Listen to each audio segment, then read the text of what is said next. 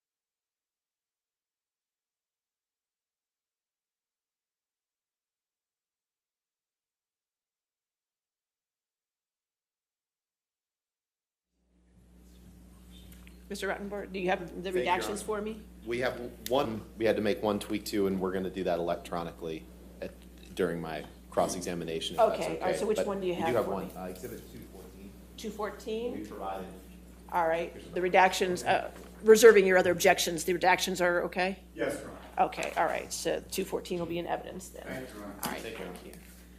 All right, do you want to get the witness back on the witness stand before we get the, Ms. Dombrowski? All right, let's put her on before we get the jury out, that would be helpful.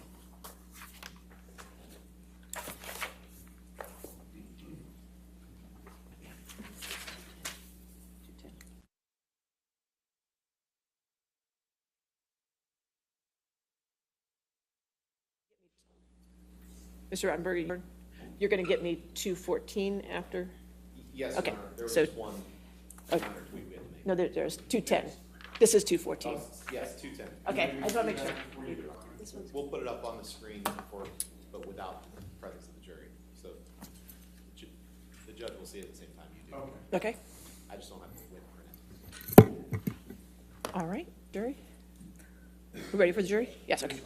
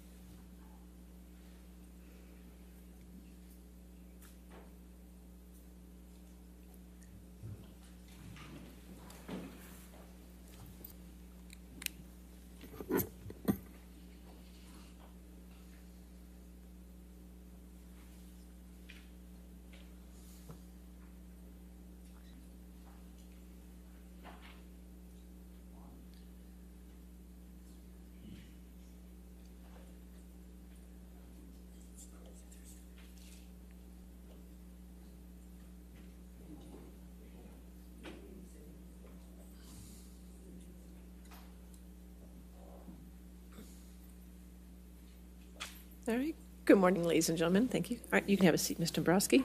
Mr. Dombrowski, I just want to remind you that you're still under oath at this time, okay? All right, you want to continue with your cross-examination? Mr. Thank you, Rappaport? Your Honor. Good morning, Ms. Dombrowski. Good morning. So I believe we talked a little bit about this yesterday, but you were, in addition to being Mr. Depp, I believe you referred to it as his personal manager, is that right? I have been referred as, yes, Okay. And so you were responsible for, or had some responsibility for, right? I actually coordinated with other people, but I didn't have full responsibility. Right, but in terms of the information that you would receive, you would receive information that was relevant affairs and personal affairs, right? At times, yes. And you care about Mr. Depp's well-being, right? Yes. He's your brother. Yes. You love him. It was important to you that you, in your role as both his brother and as his manager, be kept informed of his well-being, right? Yes. Was wrong, you'd want to know about that, right? Yes. Did you ever have reason to believe from anyone other than Amber that Mr. Depp had drugs or alcohol? No. Did you ever have reason to believe from someone other than Amber that Mr. Depp romanticized drug culture? No. Did you ever have reason to believe from anyone other than Amber that Mr. Depp didn't take accountability for his action?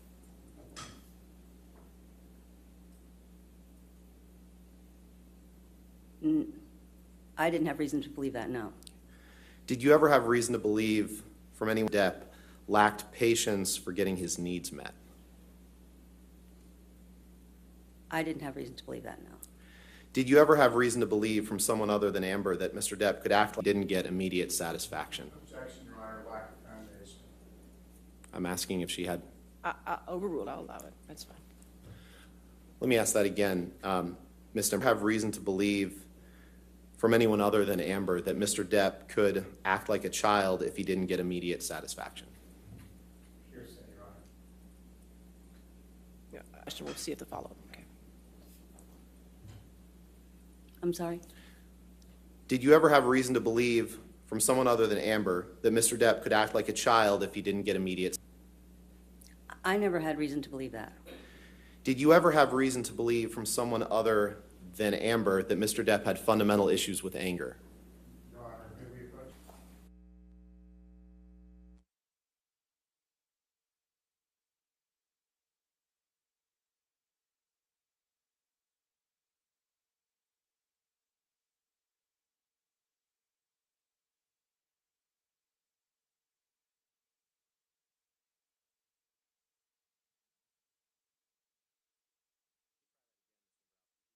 Reason to believe from someone other than Amber that your brother had fundamental issues with anger? I didn't. And did you ever have reason to believe from someone other than Amber that your brother didn't grasp the responsibility that he had in his children's lives? I did not have reason to believe that. Heather, can you pull up Exhibit 268, please?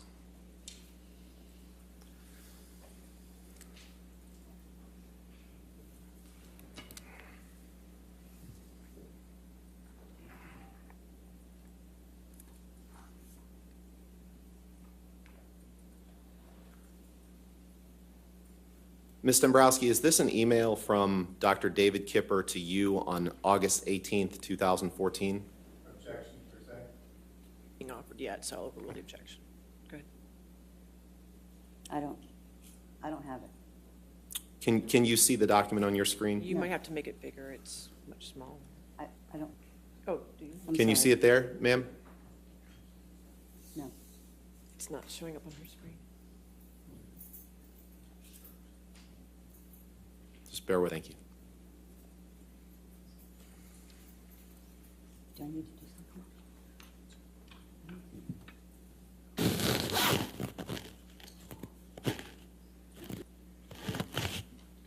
It's not coming up.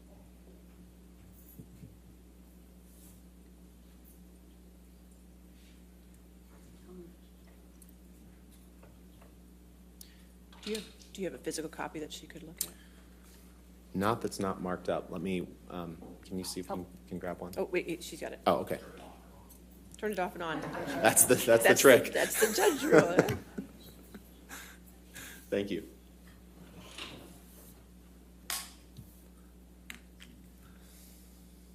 Take as much time as you need to read it, Ms. Dombrowski, but my question is this an email from Dr. David Kipper to you on August 18th, 2014? Yes, it's got my name on there, yes, it's from him. And this is an email that you would have received on or about that day, 2014, to the best of your knowledge? It was sent on that date, yes. And it's about Dr. Kipper's treatment of your brother. I'm actually reading it. Okay, take your time. Thank you.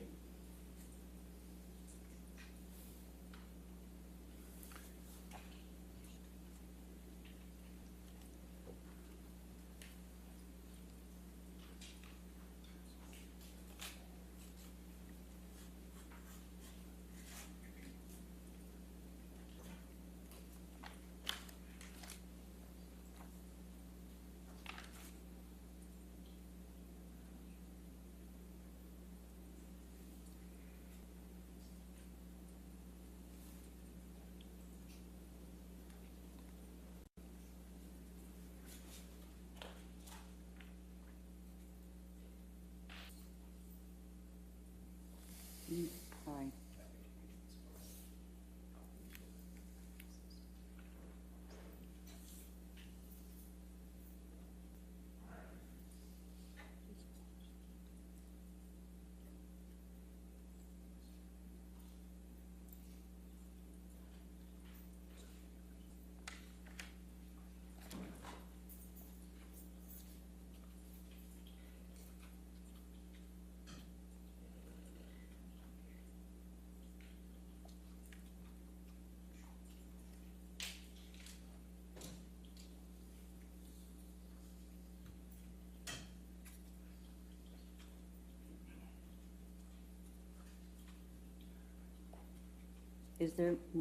I'm sorry, is there more to the, There's another page which we can go to, but my question is just this. This is an email that you received from Dr. Kipper, correct? yes, Okay. Your Honor, permission to publish the second paragraph into then the remainder of that paragraph on page 2 with everything redacted, else redacted. You're asking to enter it into evidence. Yes, we'd like to enter it into evidence. Your Honor, 2 letters, hearsay. Here's- May we approach? Sure.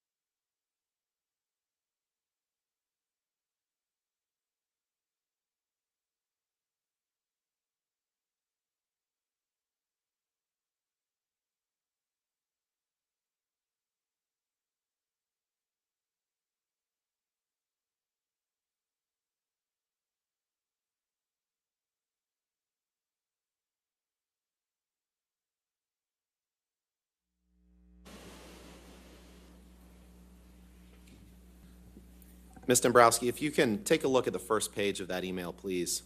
In the second paragraph, well, first of all, who was Dr. Kipper? as the doctor that was helping my brother, helping my brother get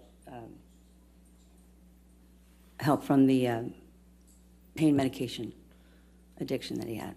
He was helping him with his drug addiction. The pain medication. And your brother was addicted to pain pills. He had been taking them for a long time, yes. Right. You were instrumental in hiring Dr. Kipper to help your brother try to deal with that, right? Yes. Okay. And so Dr. Kipper, in his role as someone treating your brother, tried to keep you informed going on with that treatment, right? Yes. And it was important to you as both his brother, his sister, and his manager that you be kept informed of that, right? Sure. And well, and his issues with drugs were having an impact on his career as well, too, right? No. And you knew that they were having a relationship with Amber, right? Objection, lack of foundation. She's given plenty of testimony about. Overruled, I'll allow it. You knew that the drugs were having an impact on his relationship with Amber, I knew that Amber claimed certain things. but you didn't believe that they were? I didn't necessarily believe it, no. Okay. We'll get to that in a few minutes. On the bottom paragraph on page 1, that Dr. Kipper informed you that your brother was uncomfortable and pessimistic that he will ever be able to stop doing drugs. And what you're saying. I'm not asking for this. I'll allow this question, but that's the only question on that point, okay? Thank you. I'm sorry. Dr. Kipper informed you in August of 2014 that your brother was uncomfortable and is pessimistic that he will ever be able to stop doing drugs. He's in this email, but this email is an update. If I'm looking at the dates, and I don't remember all dates, but I know that period and what's written in the email. I think this was during where he was getting help from Dr. Kipper. Right, but that's what he informed you of in your role as his manager and his sister about the status of belief that he would be able to stop doing drugs, right? Objection, hearsay. I'll allow that question. I think he was informing me of the conversations. Informed you that your brother didn't take accountability for his behaviors, correct?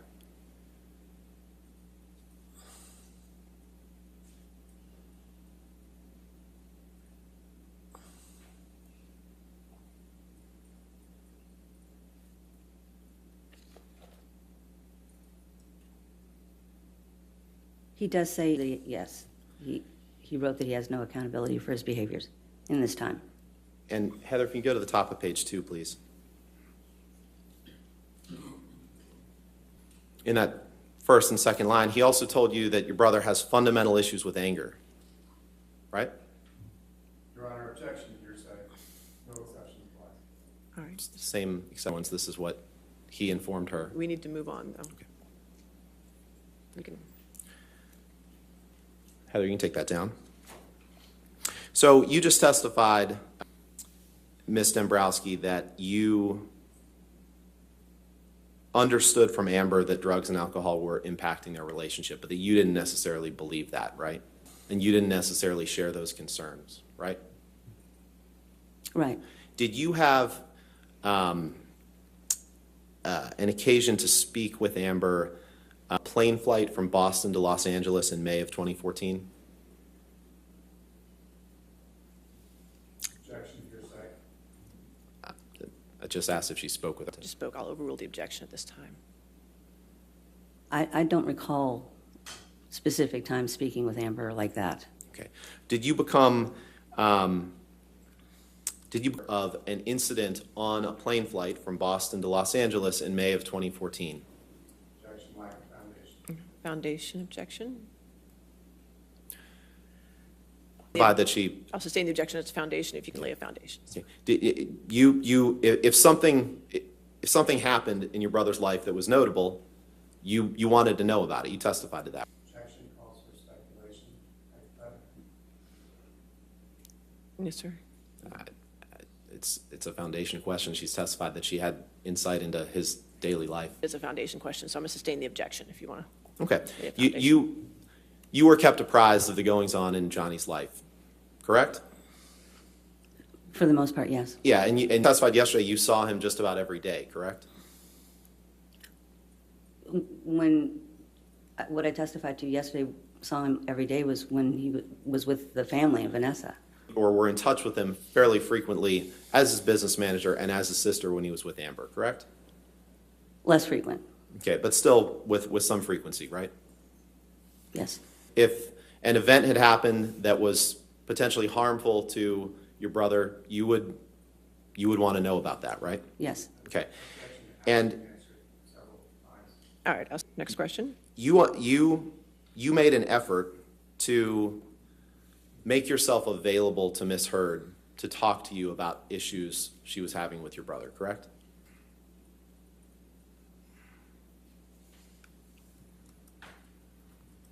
I'm, excuse me, I made an effort to talk to her anytime I week.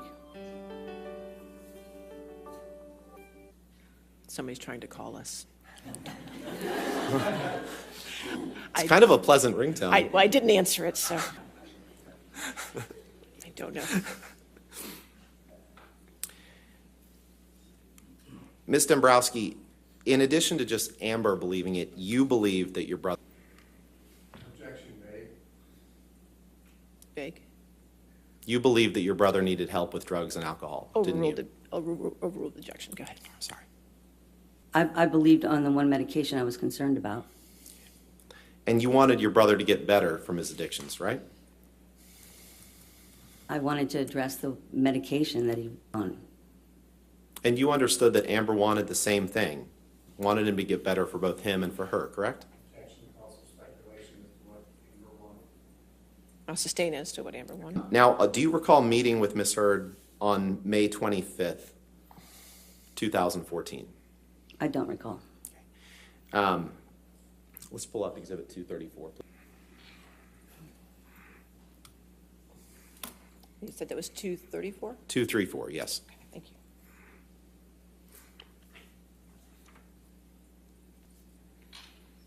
The non-redacted version. Yeah.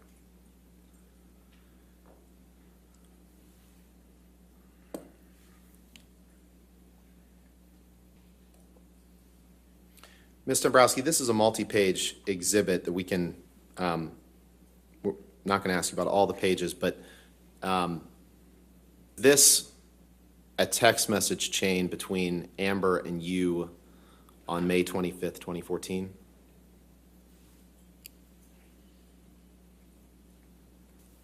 And those are your texts in gray on the left, right? Yes, And Ms. Heard's texts in blue on the right? yes. Version of this exhibit with Ms. Heard's text redacted and the personal identifiers redacted that I'd like to ask the witness about and publish to the jury. Hearsay, Your Honor.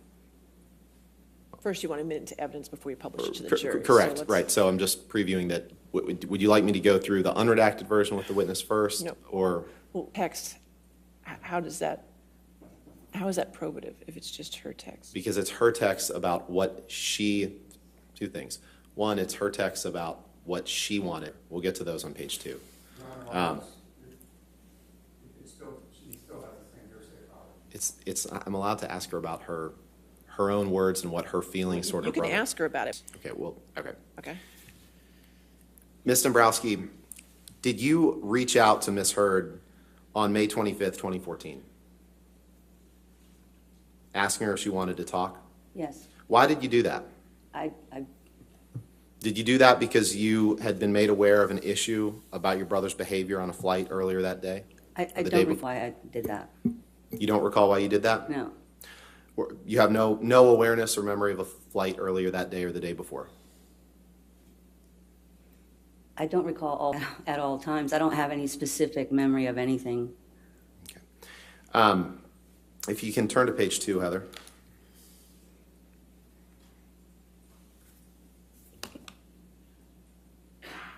If you can look at your third text down, Your Honor, or Ms. Dombrowski, you say to him, or to Ms. Heard,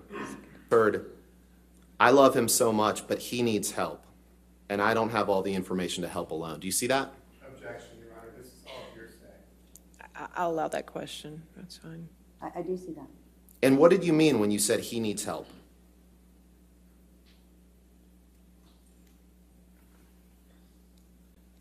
I don't recall the actual time, but I wanted to help him with that medication that he was on. That I know.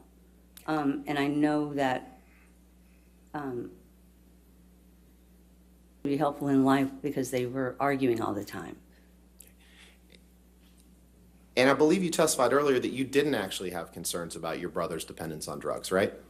No, I did have about the medication. Just the pain pills? It was the pain pills. Nothing else? I didn't have concern. So when you said he needs help, that's what you were referring to. I believe that your brother needed help with pills. Objection, Your Honor, this has been asked and answered. May I approach, Your Honor? All right.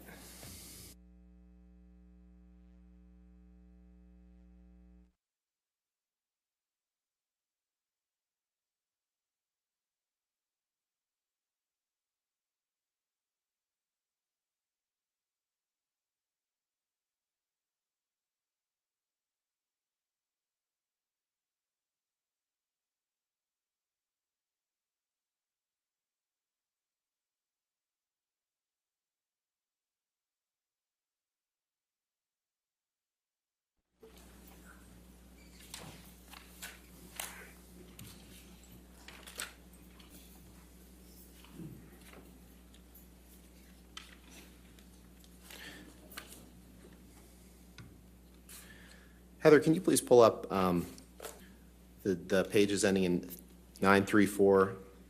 Start with that, please. Actually, let's go to Just for the record, this is still in Exhibit 234. It's just stamped page 936. Is that correct? yes, Your Honor. Okay.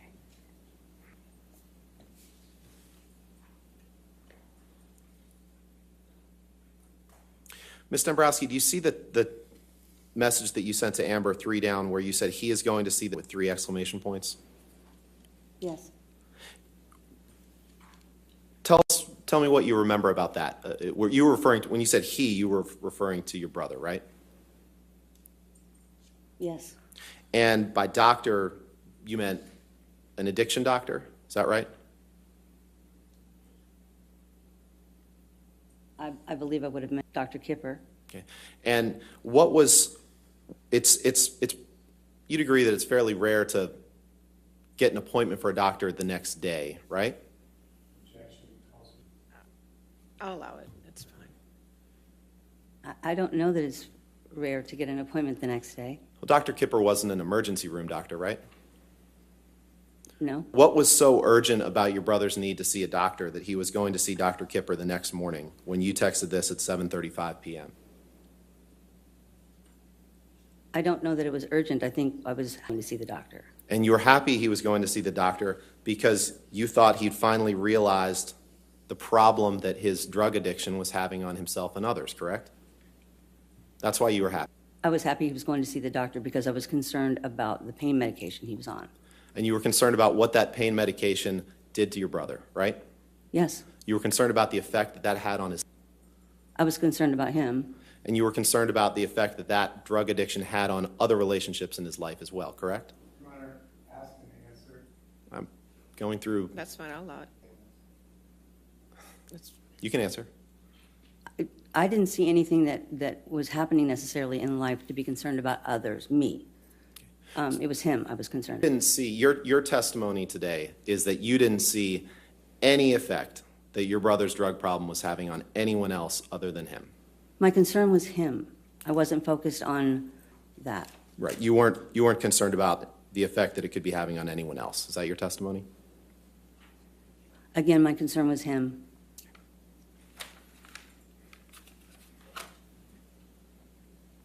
Can you pull up page 937, please?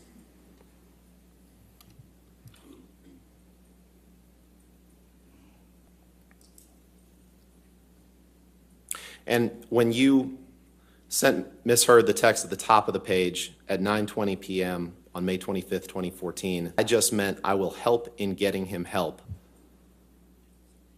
What did that mean?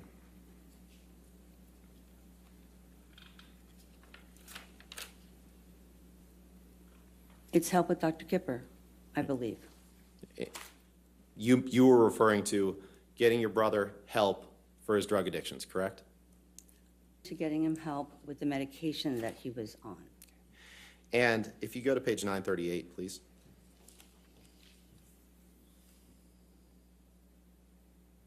You told Amber at the bottom of that page at 10:30, 10:26 p.m., I think you need to tell him you were scared and you can't deal. What did you mean by that? I think you need scared and you can't deal. What did you mean by that? Asking her what she meant with one of her statements. It's no different from the statement I just asked her about. Consistent statement would be for this, which was, Well, that she's testified that all of Amber's concerns were overblown. okay.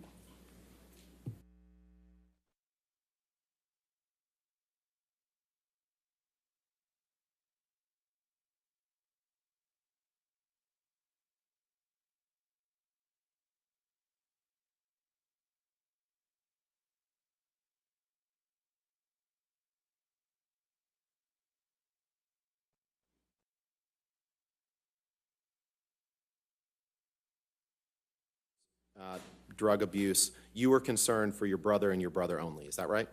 I was concerned for my brother, yes. And only your brother. Is that right? That, my brother was, Now, you, as in your capacity as his personal manager, you were often apprised of performance on movie sets, right? Did you have occasion to communicate with studios, for example, about movie shooting? yes, And studio executives could feel free to contact you about your brother's work? yes, they mostly contacted the agent. Okay. Who was the agent at the time? Is that Tracy Tracy. Jacobs? And that's your brother, Mr. Depp, fired Miss Jacobs in or around 2017. Is that right? I don't recall when, How long was Miss Jacobs his? 20-something years. And he fired Miss Jacobs at some point, right? Yes, After his divorce from Amber? exactly when he fired her. Do you recall whether it was before or after he divorced Amber? I don't recall. Sorry. But in any event, you had frequent communications with Miss Jacobs, your brother's work, correct? Excuse me. Yeah, And you, in the course, in your capacity as his manager, he was late to movie sets, correct? Objection, lack of foundation, hearsay. You frequent contact with Ms. Jacobs, his agent, right? yes, And that contact included when he was shooting movies? Contact included communications relating to his conduct on set? Objection, lack of foundation. I'm laying the foundation. Well, it sounds like your foundation is going to be, which is what we're going to be getting to. Well, If you can lay a foundation Yeah. without it being based on hearsay. did you have personal knowledge of your brother being late to a set?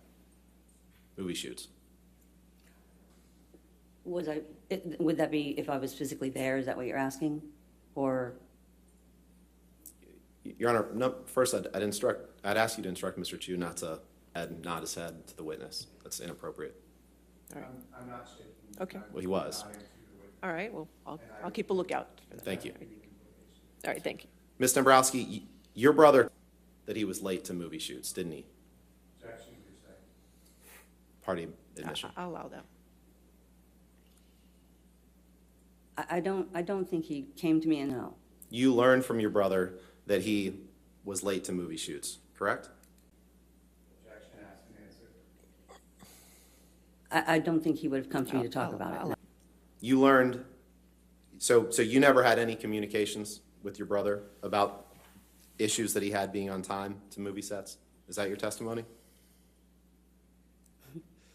No, what I'm saying is I worked with him for years. You know, there was never really a continuous topic of whether he was late to a movie set conversation. He told you he had been late to movie sets, correct? Objection, asked and answered. I'll sustain the objection. Next question, Can you pull up please. 348, please?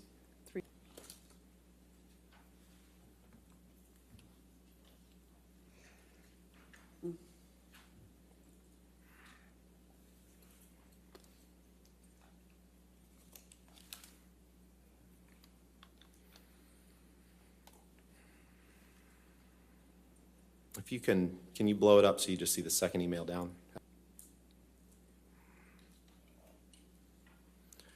And that second email down is an email from you to Tracy Jacobs on February 27th, 2015, right?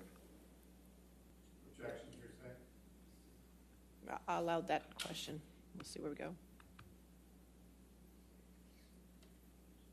The second, all the way down in here? Second one down from the top. Sent at 12:50. Oh, sorry. Yes, that's from me to Tracy. Okay.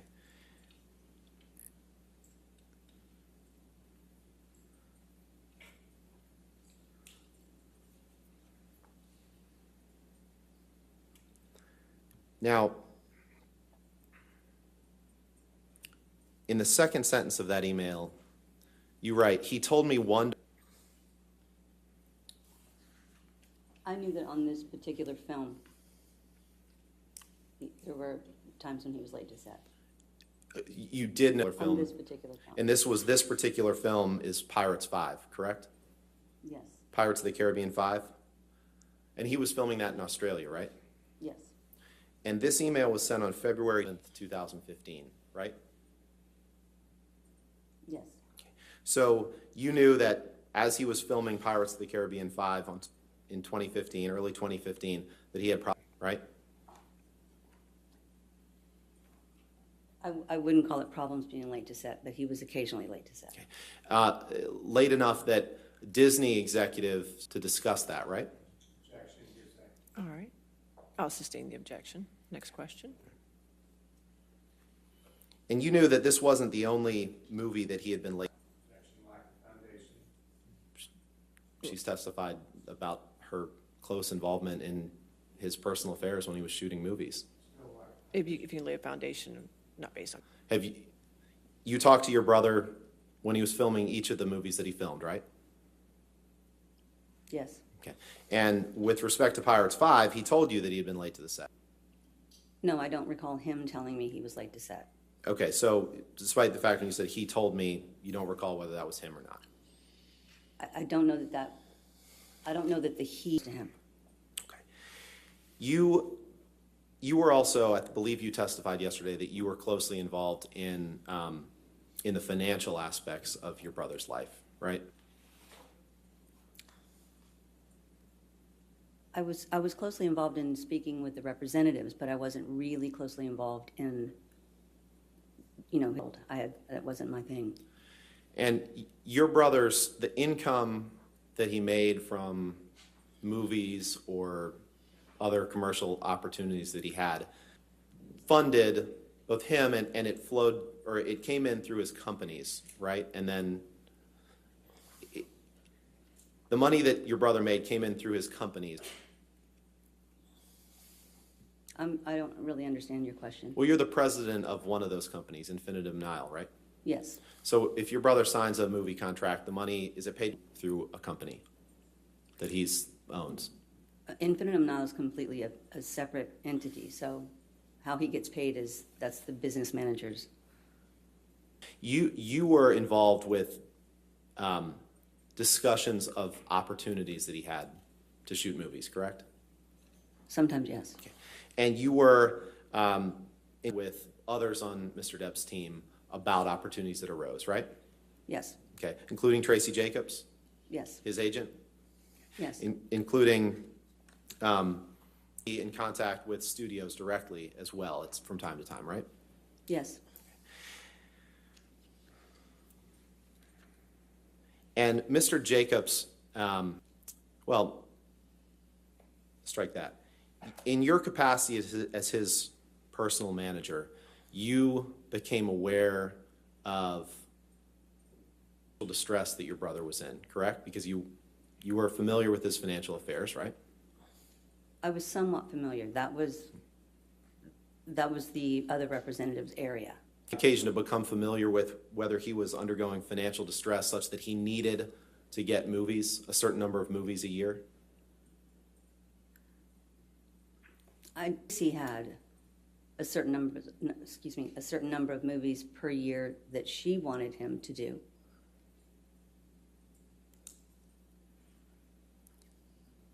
number of movies a year, to your understanding, the certain number of movies a year that your brother had to do was necessary to stave off financial distress, correct? A certain number of movies per year. Tracy would push for a certain number of movies per year because it was beneficial to her. That's the only reason she, That's the main reason Tracy would push for a certain number of movies per year, yes. not because it was beneficial to Mr. Depp? If it was beneficial to Mr. Depp, then it was going to be beneficial to Tracy. Okay, but as it was beneficial to Tracy doesn't mean it wasn't beneficial to Mr. Depp or his companies, correct? I'll sustain the objection. Next question. Now, at somewhere when he was filming Pirates 5 in Australia, you became aware of an injury that he suffered to his finger, right? Yes. And you were involved in trying to cover up how it happened, correct? Objection, lack of foundation. I'm not sure I understand the question. You were involved in helping to cover up how the finger injury happened, right? I don't understand cover-up. You were involved in making sure that people on Mr. Depp's team didn't say how he hurt his hand, correct? Objection, lack of foundation. I'll allow it if she can answer it. You can answer.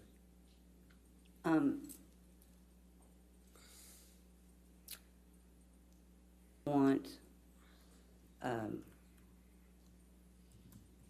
any press to know about it. So that's, to keep it from that.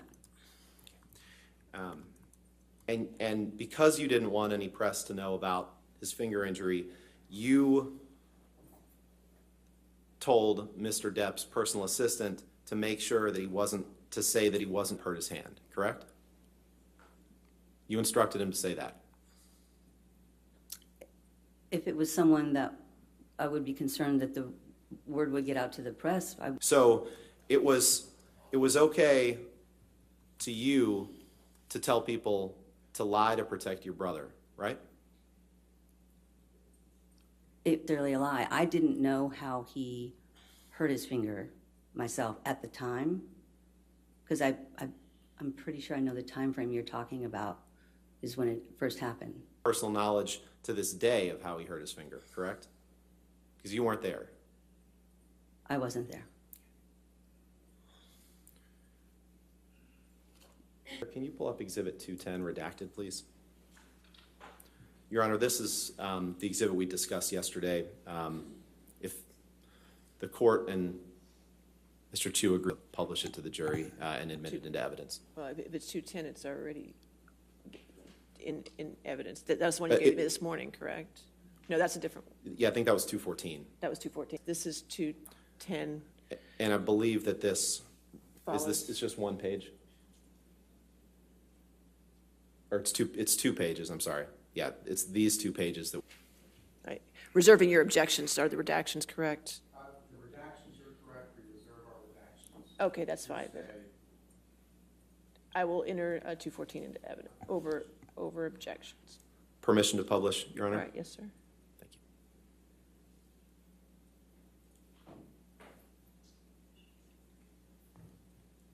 Stop, please.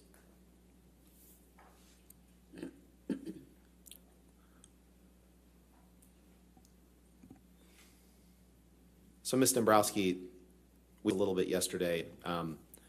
This is the text exchange between you and Ms. Hurd on February 3rd, 2014, where Ms. Hurd says JD is on a bender, and your response is where. Yes. And just scroll down, please. Let's go to the next page, please.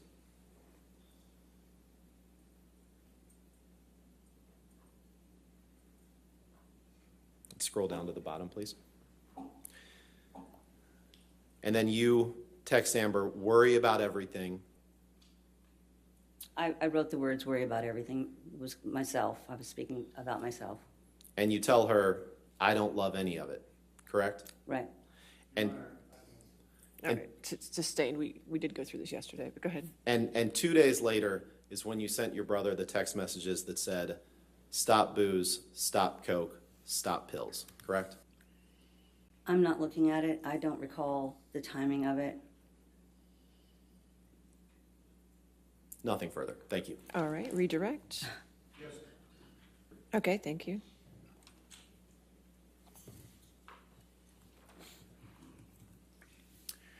Good morning, Ms. Dombrowski. Good morning.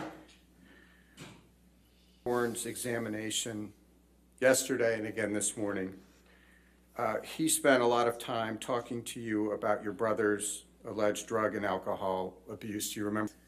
You're not denying that Mr. Depp ever used alcohol or drugs, are you?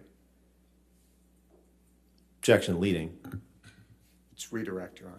That's still leading. I'll sustain as to leading if you want to rephrase your question. You also testified several times in response to Ms. questions that Ms. Heard tends to say things in a more dramatic manner. Do you recall that testimony? Yes.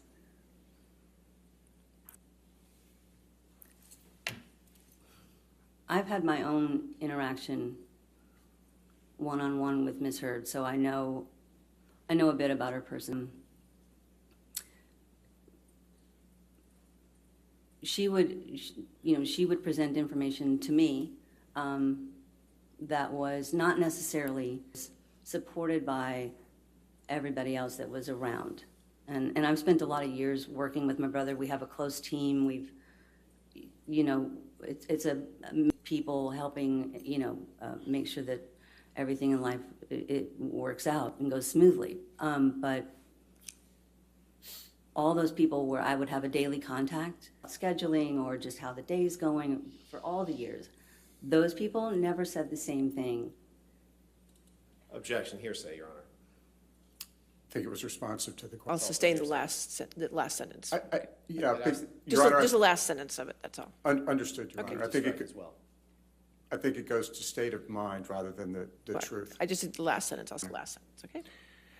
And do you recall your testimony yesterday when you stated that after the phenomenal success of Pirates 1, changes to Mr. Depp's, your brother's personal life, was that there were a lot more people around him after that? Do you recall Yes. that? Yes. When Joe became involved in a relationship several years later, were there still a lot of people around them, your brother, on? Yes. Who were those people? He had assistants, he had security, he had, property managers, people that helped at the house. He had quite a few people that were around all the time. How often did you communicate with those people? I communicated daily, not those people, but I communicated pretty much daily with people within the world, the circle. Did any of those people ever raise the same that Ms. Heard did? Objection hearsay. All right. Again, it goes to state of mind. I'll sustain the objection as to hearsay. Next question.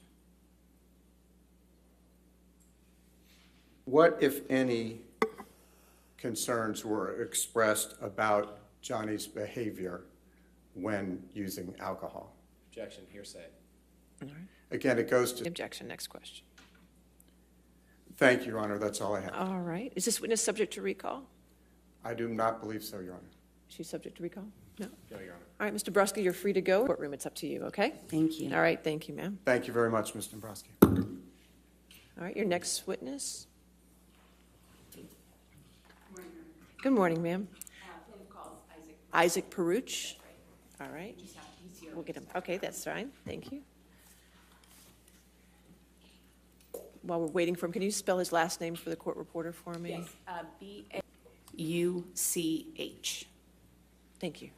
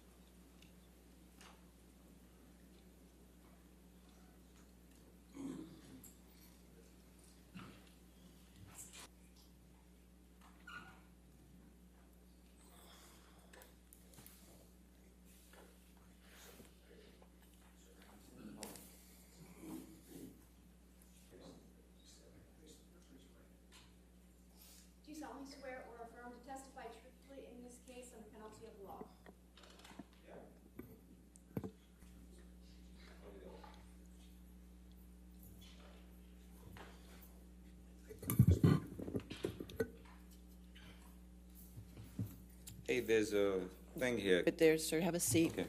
Put the microphone close to you, please. Thank you. Good morning. Morning. Name for the record, please. My name's Isaac Baruch. ISAAC BARUCH. Mr. Baruch, where do you currently live? I live. Do you know the plaintiff in this case, Johnny Depp? Yes. How do you know Mr. Depp? I know him since teenagers. We met in Florida. And could you tell the jury a little bit about your experience meeting Mr. Depp when you were teenagers in Florida? Yeah, we were both playing in bands. We had mutual friends, and we met in probably 1980. And yeah, we hit it off. We got along with each other, and yeah. How Mr. Depp when you were teenagers together in Florida?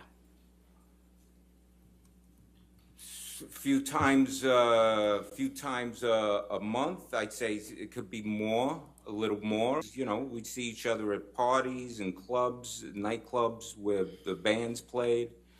Yeah, like that. And for how long were you both living in Florida and seeing each other? Well, we met in like 1980, so, and then we both moved away. He moved to California, moved to New York. What was that, from 80 to 83? What's that, like 4 years? What were your impressions of Mr. Depp while you were both living in Florida at the same time? Oh, he's a sweet guy. Sir, wait, there's an objection. Oh. Thank you. What his impressions were back then? Or what's the relevance? Just establishing the background and the relationship, Your Honor. I'll sustain the objection. Next question, please. Mr. Baruch, did there come a time when Mr. Depp moved away from Florida? Yeah, yeah. And where did he move to, if you know? Like I said before, he moved to California. At some point moved to California? Yeah. And did you reconnect with Mr. Depp when you got there? Yeah. Around what time was that? Sometime during the first year, and then afterwards, after the first year, more and stuff. Yeah. About what year? Oh, I moved to California in September of '85. And did you know if Mr. Depp was working when you were in 1985? Well, I knew he was pursuing acting at that time. Yeah, he's looking for work because he's pursuing acting. Did you see Mr. Depp when you first moved to California? Well, like I said, the first year, a few times. Afterwards, I had a friend who lived in the same building as Johnny, and so then hanging out over there, I ended up seeing Johnny more often. And plus, who I'm talking about, whose girlfriend lived in the same building, he was playing in a band, and they needed another guitar player, and Johnny ended up joining the band, so we were hanging out a lot more often. What were you doing when you moved out to California? I was pursuing music also, working retail jobs and trying to get a band, make a band, you know? Did there come a time when you began working for Mr. Depp? Oh, yeah. When was that? Oh, that's later on. That's like in 19... What were you doing for Mr. Depp when you started working for him in 1993? Well, he owned a place called the Viper Room, and which is a music venue, a club, bar, and bands play. And it was already open for 6 months. And the girl who was working, the person who was working, this manager, didn't want to work there anymore. So the guy who was running the place for Johnny, who was a friend named Sal Jenko, another Florida friend from back in 1980 when we all meet, he calls me up and he says, "Hey, Isaac, do you want to work this job?" I don't think it's offered for the I don't truth think of the it's matter. relevant Sir. either. I mean, can we That's get- fine. I'll overrule the objection. At some point in time, did you stop working at the Viper Room for Mr. Depp? Oh, yeah. When was that? Well, I worked from 93 to 98. In 98, Did you return to LA again at some point? yes, I did. When was that? I moved back December of 2002. What did you work when you returned to LA? Well, for 2 weeks I worked at an art gallery, and then I went back to the Viper Room on New Year's Eve. How long were you working time? It was another year, and then the place changed hands. Were you working on anything else while you were working at the Viper Room in that time frame? Yeah, I was sidewise. I was teaching myself art. And what steps were you taking to teach yourself art at that time? Books, learning how to draw, and taking community college classes. At some point in time, did you begin pursuing art on a full-time scale? Yeah. How did that come about? Well, I was working at the Viper Room, taking classes, and then at one point, the club changed hands completely after 2004. And I was given a choice of either keep working for these new owners, or Johnny, out of his pocket, was going to give a severance pay to work there anymore. So I took the severance pay, and then it helped me continue on to finish community classes, private classes, transfer to Cal State University. And did you get a degree from Cal State University? Yes, I did. What degree was that? BFA, What year? 2010. After you received your BFA, did you continue to pursue art full-time? Yeah. Did Mr. Depp ever express an interest in your art? Yeah. When was that? Well, first time he saw a painting in 2008. And then the next time was 2012. I had and sent it to my best friend, email, in an email, and he forwarded it to Johnny, and Johnny emailed back saying, hey, when Isaac wants to sell that, whenever he wants to sell that, to go ahead and get in touch with me because I want to buy it. Did Mr. Depp ever buy that painting? Why not? Because when I brought over paintings, I had moved back to California, and I brought over a bunch of paintings for him to look at and see, to buy any. And he looked at me and says, I got an idea. How about I be a patron, and we put together an art show, make a body of work, and then I'll throw a party and invite people, and I'll sell the stuff for you, and you could keep all the money. So any paintings there, instead he offered me a complete patronship. So what did you understand he meant by becoming your patron? Well, it was going to financially make it possible for me to just paint every day and put together a body of work, so that way then it could be sold. How did he plan to do that? Objection to him. What did you understand he planned to do to make that possible for you? I could tell you that what it included was that I ended up moving into I moved into a art studio penthouse at the Eastern Columbia building. It was for you to go ahead and live and work and put this body of art together, and I'll take care of you. You don't have to worry about anything. What was the place where you were going to live that Mr. Depp offered you? The Eastern Columbia building. Did you take him up on that offer to live at the Eastern Columbia building? Yeah, of course. And I started crying. One day you're in your mother's garage selling paintings for $100, $200, $300 on. It's an art show, and like you don't have to worry about diddly squat. Of course. I was flipping out. when did you move into the Eastern? The next day after we met and we talked. The next day I get a phone call from a guy named Kevin Murphy, and I go to, and he says, hey, meet me at this address. And I go and I meet him, and here I am in front of this building. This is a beautiful building. This is like, it's floors, but it's like from the 1930s, some Art Deco beautiful building. And I'm looking, I'll go, all right, this is unreal. What, there's gonna be, all right, into whatever, one of these places here. I go in with Kevin Murphy. He takes me all the way up to the roof. We go into penthouse, and I walk in, and I'm like crying, going, it's beautiful. This is like a mansion situation to me. Mr. Burch, how long did Columbia building? 3 years and 7 months. Your Honor, I'd like to show the witness plaintiff's exhibit 116. All right, 116.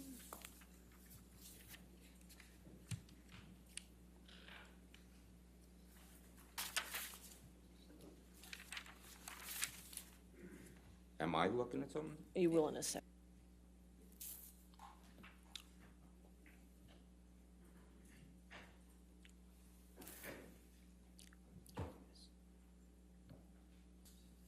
It's not on the screen.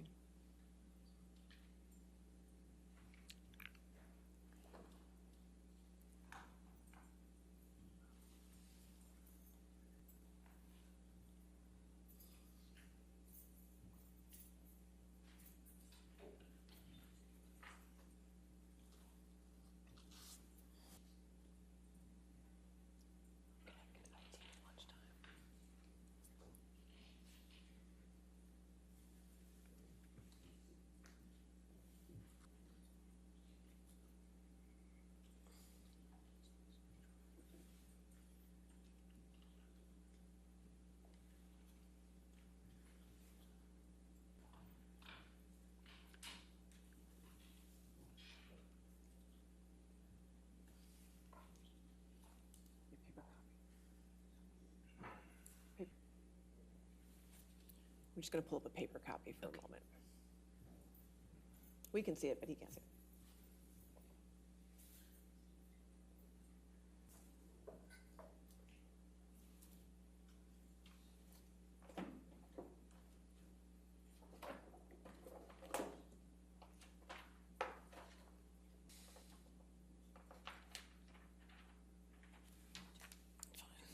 Yes, sir. All right. Thank you. We'll just use the paper copy. We'll get this resolved at lunchtime, okay? Thank you. Do you recognize the document that you're looking at that's been marked as plaintiff's exhibit 116? Yeah. And what is it? The floor plan of the roof, all the penthouses up on the roof at the Eastern Columbia.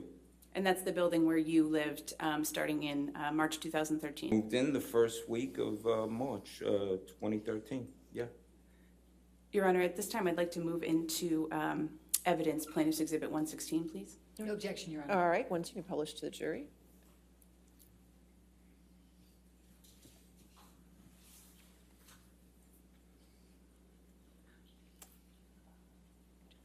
Is it, be sure that? Yeah, they can see it in the gallery, see it. We'll just have to work on All that right, screen. great. Thank you, Your Honor. Mr. Burch, can you describe for the jury what is depicted here in exhibit 116?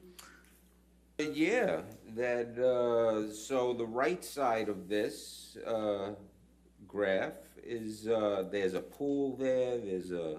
There's another top of another apartment that actually starts on the floor below. It's a 2-story apartment, but there's a pool there, and there's a workout room. And the left side, there's at the bottom, there's an X, and that's the elevator. So you walk out of the elevator, you make a little left, and there's part of penthouse 5 right there, straight ahead. And then you keep walking, you make a left, a sharp left, and the actual penthouse 5 is straight ahead. And then you hang a right, and up that way, on your right is gonna be penthouse 1, on your left is gonna be penthouse 4. When you get to the end of that corridor, is the door for 3. And if you hang a right, oh look, there it is, it came up on the screen. And if you hang a right, and you go down to the end, is the door to penthouse 2, apartment that I lived in. And who did you understand owned these penthouses? Oh, Johnny owned them all. Which one did you live in? Penthouse too. In the penthouses at the time that you moved in March 2013? No, I was the first one to move in. I moved in the first week of March, and then a couple of weeks later, 3 weeks later, then Johnny and Amber moved in, and then after that, the next one to move in is Rocky, Raquel Pennington, Amber's friend. At some point, her sister moved in, Whitney, and also at some point, Rocky's boyfriend moved in with her in Penthouse 1. So I believe you just testified that Mr. Depp and Ms. Heard moved in shortly after you moved in, is that right? Yes. And which penthouse did they move? Penthouse 3. And then you testified, I believe, that someone named Rocky Pennington moved in? Yes. Who was Rocky Pennington? Amber Heard's friend, Texas, and I think they made, I don't know, I'm not sure if they told me that they moved out there together or something like that, but yeah, her friend. You said that her boyfriend moved in with her. What was his name? Josh Drew. And which unit did they live in? Penthouse 1. And testified that Whitney moved in. Who was Whitney? Whitney Heard. She's married, so she's got a different last name. I'm not sure what it is. But Whitney. And which of the units did Ms. Heard's sister live in? 4. Can you tell the jury a little bit about your relationship with Ms. Heard, Ms. Pennington, Mr. Drew, and Ms. Heard, sister? Oh, yeah, I was friends with all of them. I love them all. Me with respect. It was great. You know, I'm an old-time friend of Johnny's, living there, and we were looking out for each other. We became great, all of them. When you moved in to Penthouse 2, you were working on an art show with Mr. Depp, right? Yeah, that's the reason that I'm there, is to work and put together this art show. Did you have a time frame that you expected to be able to put on that art show? At first powwowed this idea when, you know, we talked about, all right, what do we do? You know, what's this show gonna be? How many paintings? Is it good? The number? Okay, so there's gonna be a certain body of work. I'm not a known person. I'm just some schnook painter. If I was a famous, make 5 paintings, and the room will fill up. But so we decided, okay, like 25 pieces of work, large scale. And Johnny says, hey, I think this will take. I said, I've never done it before. I don't know, maybe a few months. And were you able to complete the paintings in a few months? No, it took me in order to make 2 large-scale paintings. It took me like almost 2 months, and I'm start freaking out, going. I'm only got 2 paintings, and all right, I got to do 25. I said a few months. So I ended up going to Johnny's place and saying, hey, look, dude, this is going to take a lot longer than a few months. I could only make 2 paintings. And how did Mr. Depp react? He looks at me and he starts laughing and he says, Ike, don't not care. I just want you to paint however long it takes. I want you to paint every day. During the course of time that you were living at the Eastern Columbia building, did Mr. Depp ever give you? Yeah. How much did he give you? Over a period of 4 years of the patronship, I ballpark calculated probably around 100. And how did you come up with that amount? Well, from the first get-go, when I said, hey, look, I need dough, you know, to buy stuff and to do this, I ended up getting an envelope the next day with $5,000 in it. And then I budgeted it and stretched it out, and, you know, every few months I'd get an envelope.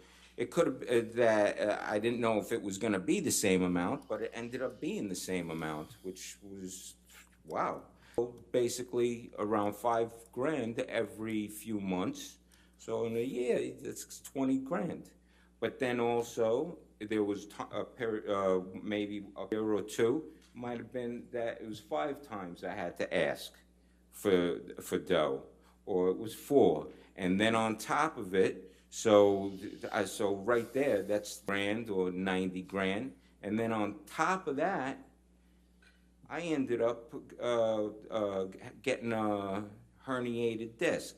He sent me to get an MRI and see the doctor, get an MRI, and there was 10 weeks of therapy that he covered. So I throw that in there, and I ended up coming up with the figure of 100 grand. Could be a little less, could be a little more.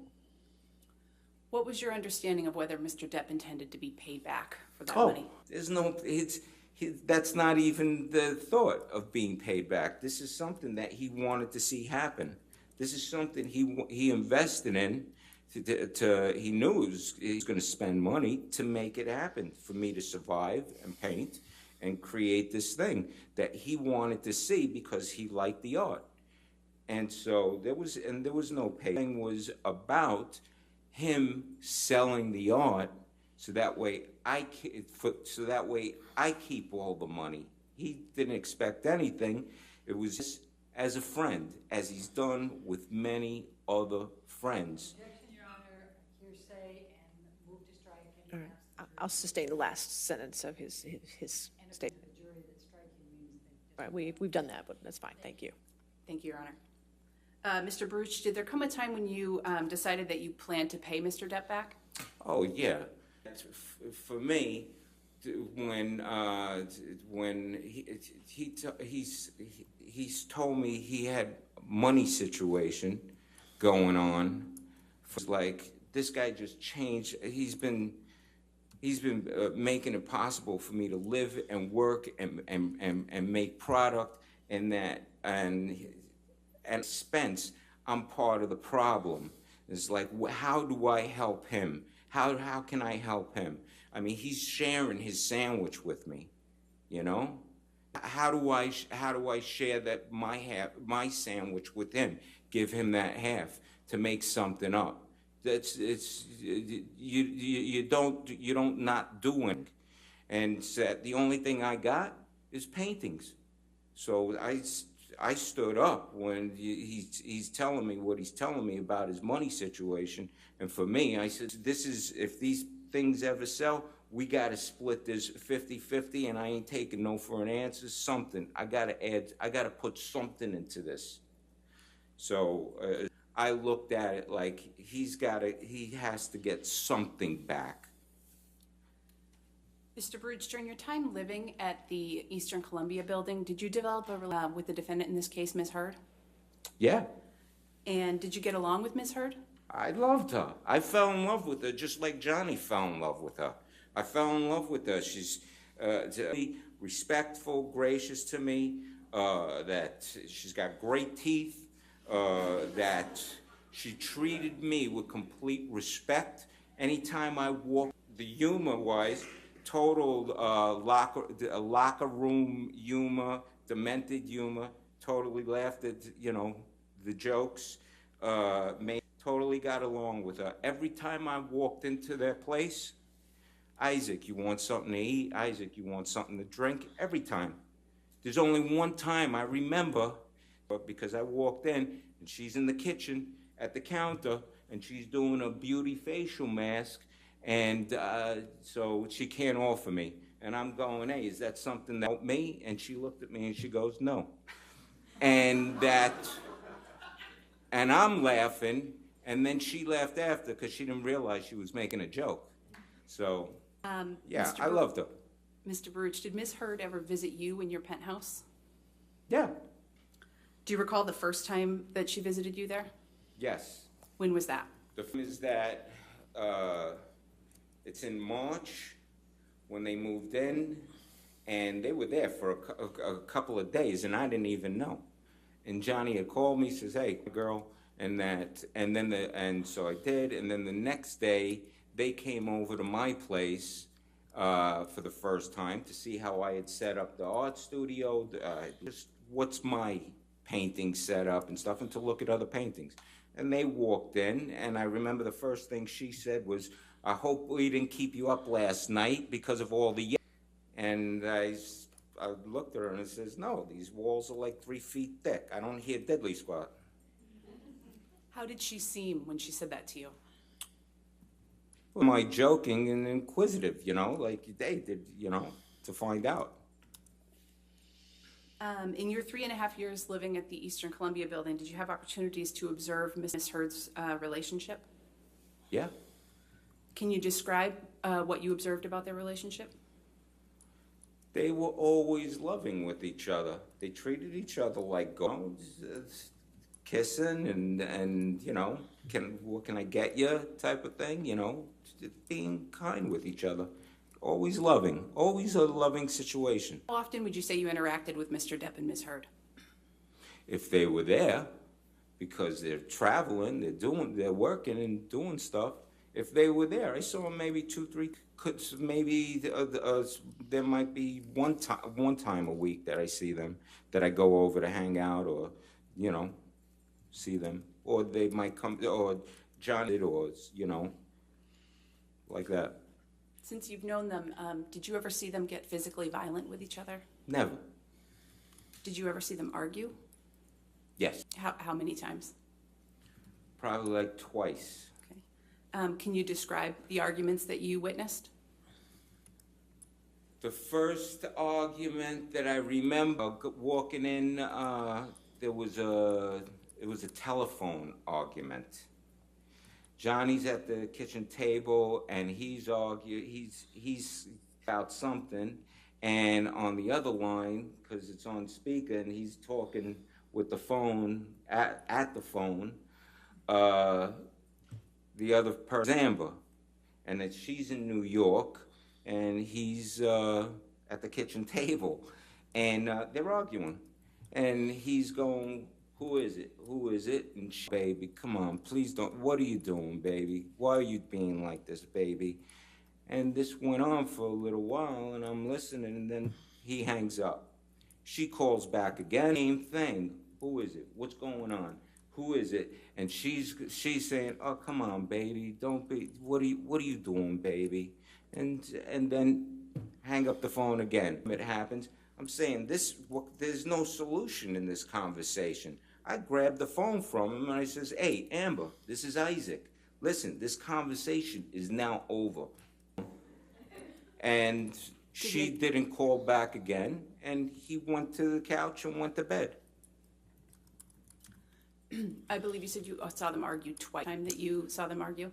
I ended up going over, and there's at the kitchen table is Johnny, is Amber, is Rocky, and Josh. And I'm going, "What are you guys doing?" And they're hanging out, and they're trying to plot to figure out a way how to get rid of Whitney to not live there anymore. Whitney says, you know, "Oh, well, you know, that's going to be a drag." And you know, "What are you plotting? You know, how do you find your sister some dough and let her move out?" But, you know, they're trying to figure something out, something differently or whatever.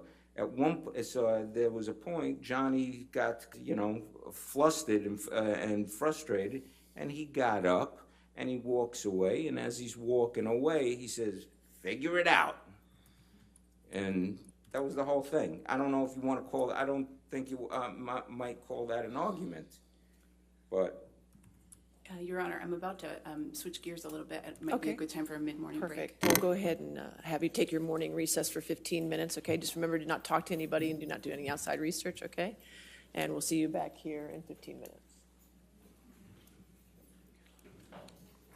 Do I You can stand? stay right here, that's fine, you don't have to stand. Thank you.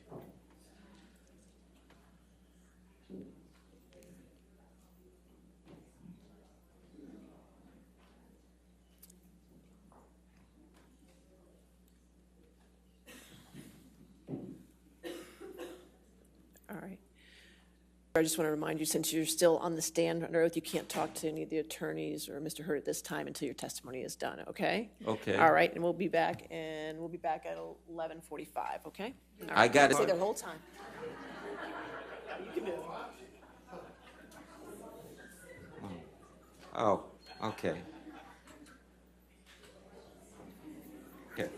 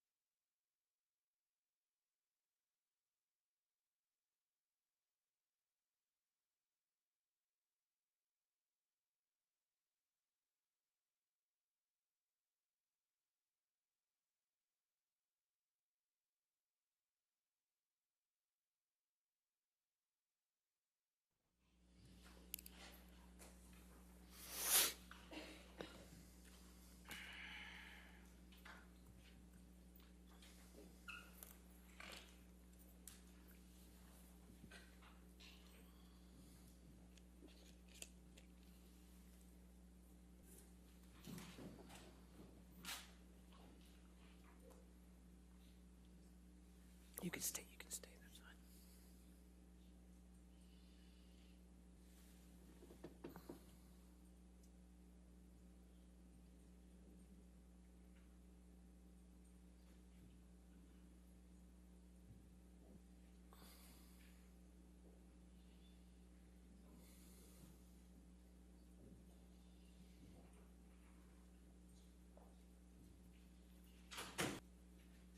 All right. Okay. Yes, ma'am. Your next question? Mr. Baruch, were We're you back. Yeah. Okay. Thank you for coming back. Yes. Still living in penthouse 2 of the Eastern Columbia building on May 21st, 2016? Yes. Do you recall what you were doing that evening? Yes. What were you? Out, it was evening time. I'm out in the neighborhood, and I'm on my way home. I get a phone call from my friend who wants to know if I want to go out and eat. I'm 5 minutes away from the Eastern Columbia building home, and go across the street, get something to eat, and bring it up, and we'll go upstairs to my joint, and we'll eat and yap. Did you meet your friend back at the Eastern Columbia building? Yep, Around what time was that? 9:30.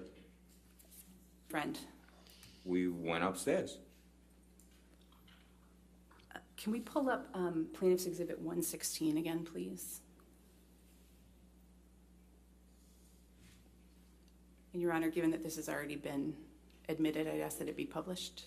All right, that's fine. You can publish it. You just can't see it. It's not on this. Okay, he still has it? Mr. Baruch, is it on the screen in front of you? Yeah, Okay, great. yes. Mr. Baruch, I'm going to ask you a couple of questions about what happened that evening, and it may be helpful for you. There are controls on that screen that you can use to sort of mark the exhibit to show the jury the spots that you're talking about and identifying. It'll make a mark, so you don't have to touch the top. That's fine. Do I touch No. something on menu here? Nope, you don't. Nope, just wait, and you can Oh. touch it whenever she needs you to mark it. Just wherever I touch it, it's gonna make a mark. Okay. Thank you. Mr. Baruch, when you got upstairs that evening with your friend around 9:30, Yeah. what did you see? We got out of the elevator, just like in the graph, you make a left and then you turn the corner. When we walked out, I noticed on the floor, there's shards of glass, there's pieces of glass. So, you know, I was just looking, going, oh, something busted. Could be one of the sconces or something like that, and kept walking. Can you mark on the exhibit where you saw the broken glass that evening? Boom. Right there. Right where you could go left or you could go right. And if you want a little area, there's an exit that way. So you could either go right or you go left. You go left, you're in the apartment, going in the hallway through the apartment, or you go right. Right there in the... And did you continue on to your penthouse after you saw the broken glass? Oh, yeah. So we walk around, and then we make the turn. We hang the right. That's the penthouse 5. And we stop right in front of, right here. Why did you stop right there? Oh, stopped in front of here, penthouse, which is it's more right there, because there's this puddle of wine, huge puddle of wine on the floor that's in front of the door, and there's wine, the splashed wine that's dripping down the wall. And so we stopped. And I'm looking at it and going, look at this. Someone must have got hammered. These got a party. And at that point, right then, as soon as I said that, the door opens up. And it's Josh Drew, who pokes his head only enough for his head to come out. And he's pretty bug-eyed and looks distraught. And I look at him and I go, what's up with the spilt wine? And explanation or whatever. And he says, he looked at me and just said, rough day, had a rough day.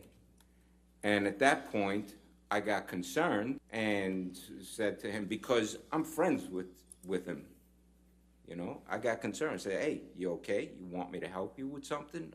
Do you need help? He said, no, it's okay, we got it. And I said, okay. And me and my buddy took off and went into my place. And what did you do after that? My buddy ate. I believe he had pizza from across the street, and we talked. We yapped for a while, and could be I could yap, so it could it could take. We were there for and change or something like that, and then we're done. So I walked him out. And went to the elevator, walked out, went to the elevator. We went downstairs. I walked him out the door, finished the conversation that we were having. And I said, all right, see ya. And I went back in. I went upstairs and I went to bed. Around what time was that you went back into the Eastern Columbia building? You know something, if like around 9:30 and we're talking, I don't know, an hour, an hour and a half, 2 hours, somewhere around 11 o'clock, I would think. We can go ahead and take Exhibit 116 down.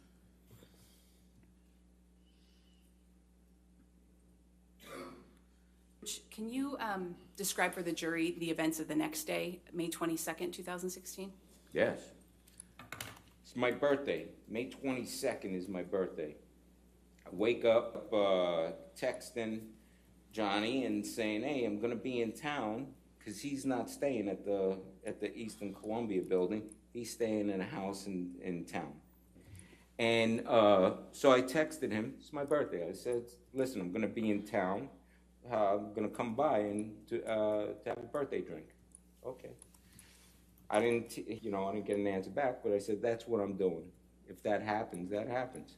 But, so it was around noon time, that I walked out of my apartment, and I go through the hallway, as you see the graph.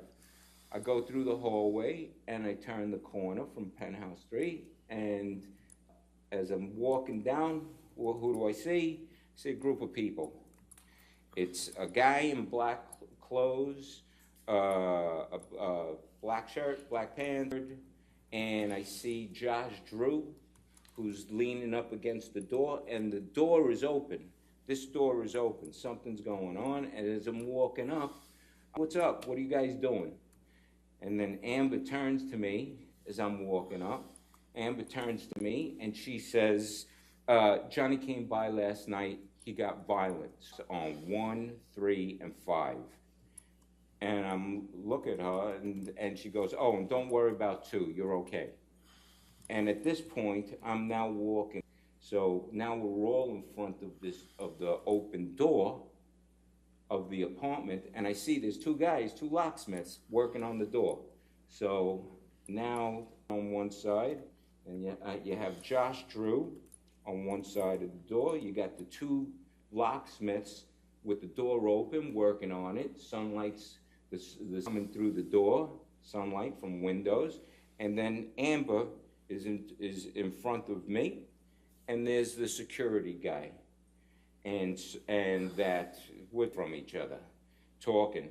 And she introduces me as she's finishing saying, oh, don't worry about your apartment. She says, oh, and this is a security guard that I got who's going to be hanging around. And I got introduced. She introduced me to him, and I shook his hand. He gave me a card, which I lost. And I'm kind of taking this in and going, and I said, wait. What happened? And at that point, Josh Drew looks at me and gives me the high sign to like, hey, follow me. I'll tell you in private. And Ms. Hurd, when you were speaking with Ms. Hurd, how close were you standing to her?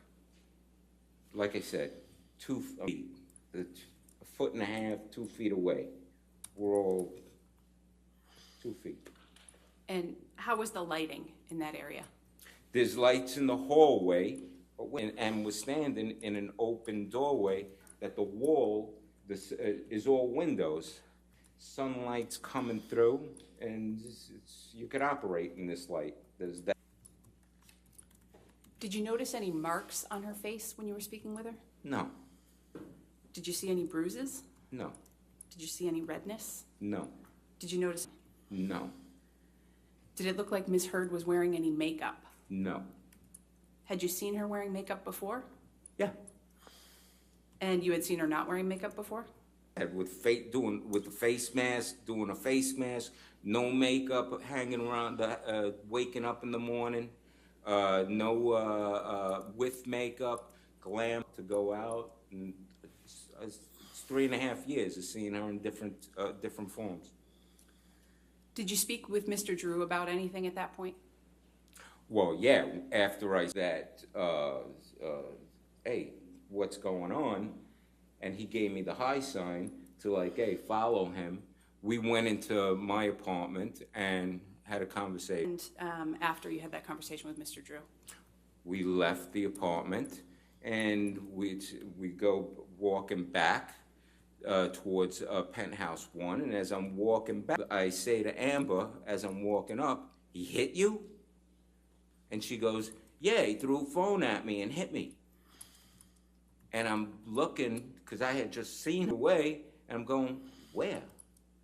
And she puts her head out. She puts her face out like that for me to look at her, the right side of her face. But at that point, also, I'm looking, and I turn around, get on the other side. We're in the doorway.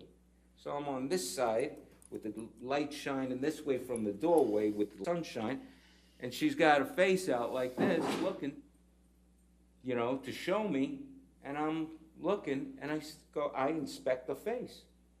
I'm looking at the side of her eye. I'm looking at her cheek. I'm looking at her chin. I'm looking at the other side of the face. I'm looking at the whole thing, and I don't see anything I don't see a cut, a bruise, swelling, redness. It's just Amber's face that she's going like this. So I'm not seeing anything. I back up and I'm making a joke. I make a joke going, well, I don't see anything, but maybe all the beauty from the other side of the face is outshining everything, so I can't see anything. And she's laughed and she's, you know, smiled. And I just looked at everybody and said, it sounds nuts. And I went and I said, I gotta go. And I gave her a hug and kissed her on that side of the face. Kissed her on that side of the face. Said goodbye.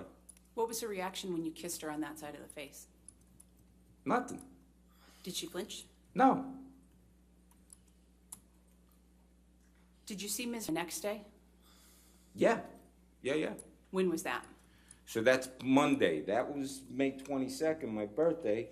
So then the next day is the 23rd. I had woken up with a chest cold, and I heard a knock on the door, and it's Amber. So Around what time was that? That's, I want to say, maybe around noontime, maybe a little bit before. Maybe it could have been a little bit noontime again.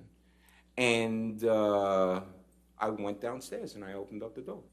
And when you opened the door, did you have a good view of Ms. Heard? Absolutely, yeah. How was the Lighting's fine. Lighting from outside, and there's light from my place, yeah. So the lighting was great. Did you see any marks on Ms. Heard? No, same thing like the day before. There's no redness, there's no swelling, there's no bruises, there's no cuts, there's no nothing. Just Amber, looking like Amber. If she was wearing any makeup at that point? She didn't look like she was wearing makeup then either. What did Ms. Heard say to you during that encounter? She was knocking on my to see if I would take her house key, to let the cleaning lady in, because she had to go somewhere. And I said, and I had some kind of chest cold thing. I was upstairs laying down, and so I looked at her and I said, "Hey, listen, I'm feeling sick. I'm going to be upstairs the entire time for the day or whatever." and that, so I can't do it. And then she stood there and is like, well, I gotta figure out what to do. Like maybe if she was only dependent upon me to give the housekeeper the key. It's the same, the housekeeper cleans both of us out. And so I said, hey, listen, why don't you go ahead and take the key and put it in an envelope and bring it downstairs to the concierge, you know, and the key will be, and tell Hilda, who is the housekeeper, that that's where the key is. And that's it. And you're set. And she, I guess I could do that. And I'm 3 feet away from her. 2.5, 3 feet away from her, talking with her.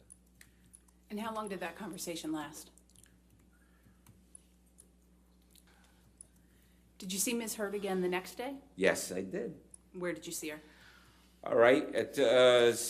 I go down, I'm leaving my apartment Tuesday to go downstairs to the cafe to go get something hot to drink. I still haven't shopped or did anything for what's a chest cold. And so I wanted something hot to drink. I go, and as I'm locking my door, that all of a sudden a group of women come up to Penthouse 3, because on the graph you could see we share the same corridor. So I'm locking my door, and a group of women show up. Did you recognize who the women were? Who were they? It was, you know something, I'm unsure if it was 4 or 5 women, but it's Amber, it's her sister Whitney, and it's Melanie Iglesias, who's a makeup artist for Johnny and Amber. And then there's 2 other women that I recognize, but not sure. Did you interact with the women at all? Well, after closing the door, Whitney, who calls me, came running down the hallway, going, Isaac, spirit animal, and listen, I'm not feeling so hot. I'm not feeling so good, and I get duck under her arms, you know, stop.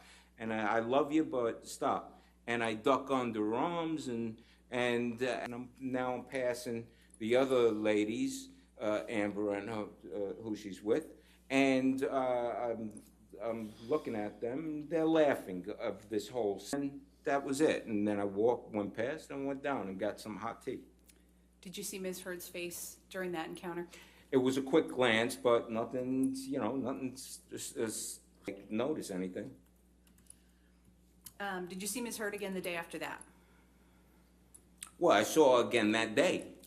Oh, can you describe that, please? Yeah, that way back from me being outside at the cafe, having a tea, I come walking back in, and now all her and the women that coming back out, and we're in the lobby, and the doors of the lobby, it's all windows, there's great light shining through the entire lobby. You know, there's a table in the middle of the lobby, and her friends, or I don't know if they're friends or not. I know 3. You know, one's a sister, and the other one's a friend. And they're walking on one side of the table, and then she's on the other side of the table where I'm walking, and now we're walking past each other, and she's, you know, of course, each other and looking at each other, and now she's the sun shining right in her face.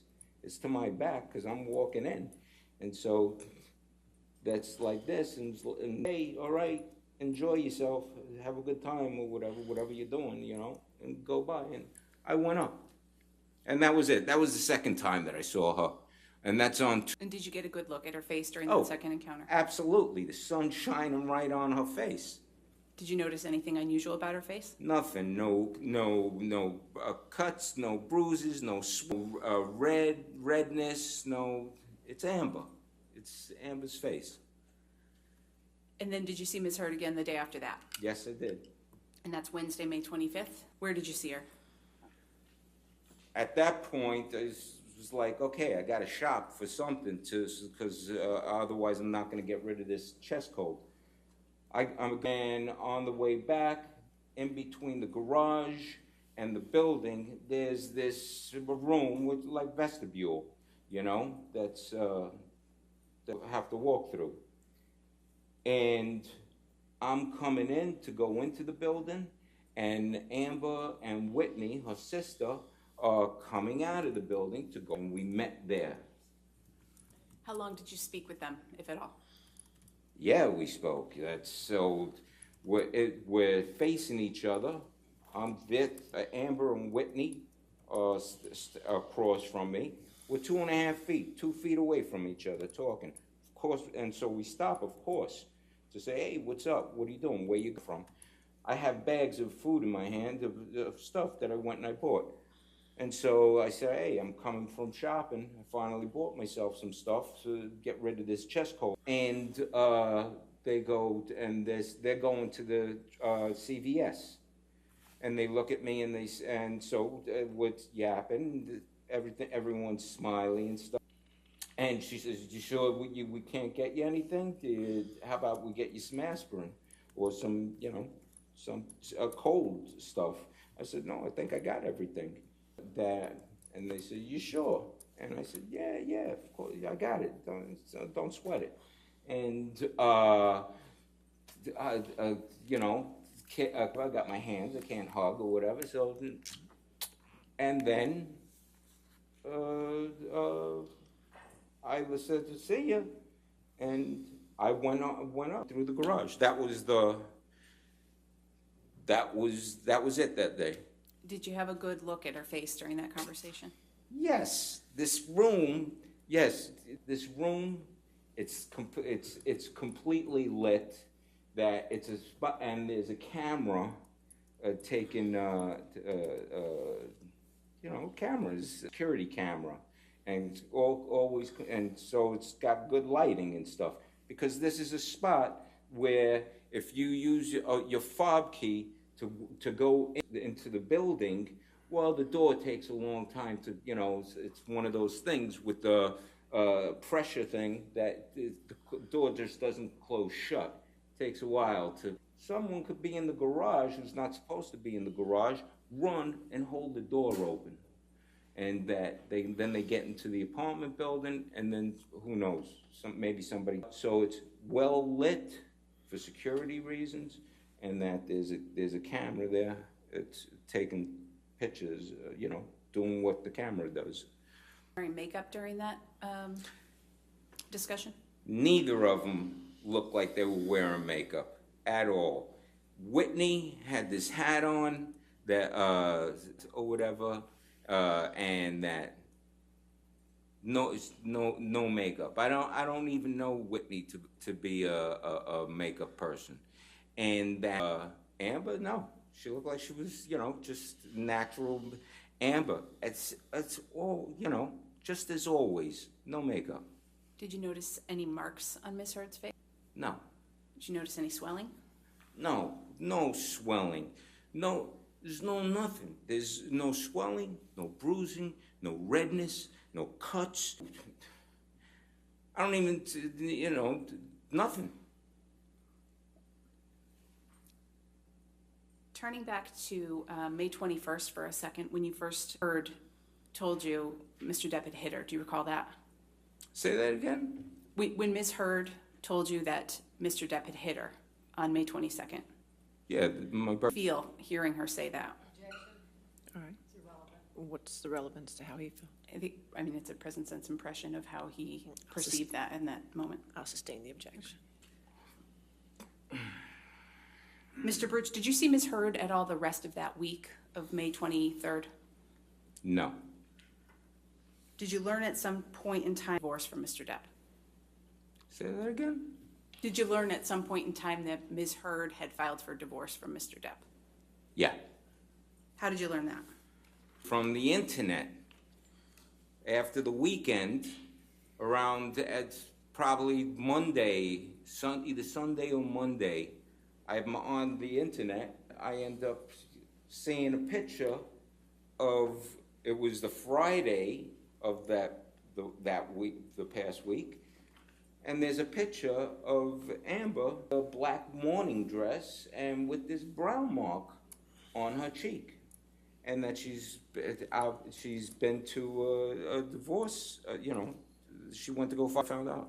Were you surprised when you saw that? Surprised is not the word. It's like, what the hell is this? What's going on? At any point when you had seen her prior week, had she told you that she intended to file for divorce? Objection, leading. I'll allow it. Go ahead. You can answer the question, sir. What's the question again? At any point seen her during that week, had Ms. Heard told you that she intended to file for divorce? No. She never once. Sunday, Monday, Tuesday, Wednesday, Thursday or Friday, not even see it? No. There's no, I'm clueless. She did not say anything about divorce. I think when you saw those pictures and read the articles and learned that she was filing for divorce. Okay. All right. I'm sorry, objection, relevance to what he thought. It builds on all of the testimony he's given previously. Sustain the objection. When did you see Ms. Heard next after that? She knocks on my door June 3rd, Friday night, June 3rd. She knocks on my door around 11 o'clock is the next time that I see her. On your door on June 3rd? I opened the door. I opened up the door, and naturally, something I'll say is, hey, how you doing? To say hello. So I say, hey, how you doing? And she looks at me and she says, I'm not feeling so hot that I made some food. Would you like to come over and eat with me? And after, everything I've seen, I looked at her, I said, listen, me and you, we're not gonna talk anymore. After everything that I've just seen all week long, from the past week and change, listen, I'm confused, I'm angry, and I'm frustrated by everything that I've seen. And that I think the best thing is for me and you. Did she say anything in response? Yes, in response to that, she looks at me and she says, I told Johnny I don't want it. The lawyers are making me do all of this. And that's what she said. Did you respond? No, what I was thinking was to me, after saying that, after she said that to me, I'm thinking to myself, gay cock'em yum, hey, how, Sustain that objection. Next question. Did you see any injuries on Ms. Heard's face on June 3rd when you spoke with her? No. Did you ever speak with Ms. Well, she said to me, after that, the lawyers are making me do all of this. Then I was just looking at her, and then she ended what she was saying by saying, well, I'm sorry you feel that way. And I closed the door and would never again. Did you have any interactions with the staff at the Eastern Columbia building about Ms. Heard's allegations against Mr. Depp? Objection, Your Honor, may we approach?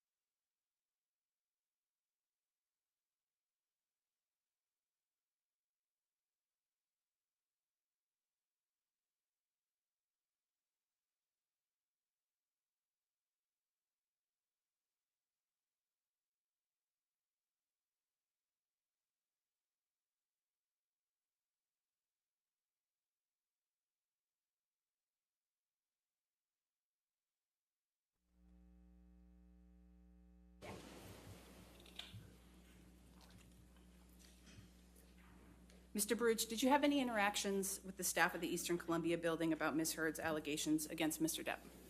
Yes. And at some point, did you see a video taken in the Eastern Columbia building? Yes. When was that?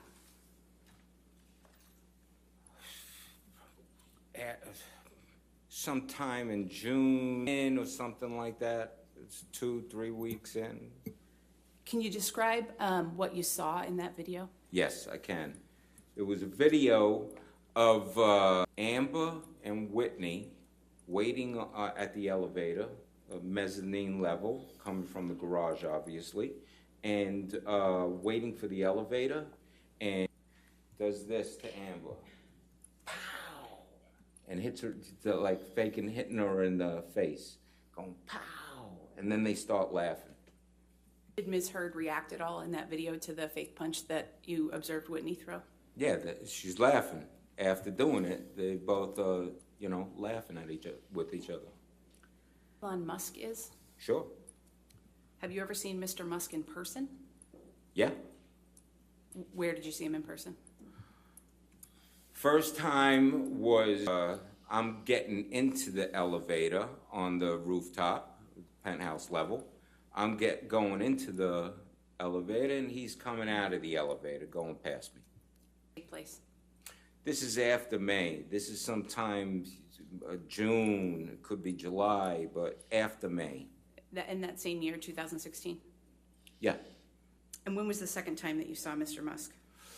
One morning waking up and going and opening up the shades to the bedroom, and it's on the second floor, and it overlooks the balconies, our adjoining balconies, because my balcony joins with John and Amber's balcony, and that I see Elon Musk going through the balcony door on their side, to then walk down a common corridor that then at the end leads to a door that you walk out to the rest of the rooftop. And you go to the pool, you go to the gym and stuff. I'm looking out, and the view out the window is of both of our balconies. So that's where I saw him. And when was that? It's either June, July, but it's after May. Mr. Bruce, how long have you known Mr. Depp? Met him in 1980, and what's 42 years? Well, it's going to be 42 years. Have you ever seen Mr. Depp be violent when angry with Ms. Heard? Objection leading. I'll allow the question. Okay. I'm allowed to answer? Yes, yes. What's the question again? Have you ever seen Mr. Depp be violent when angry with Ms. Heard? No.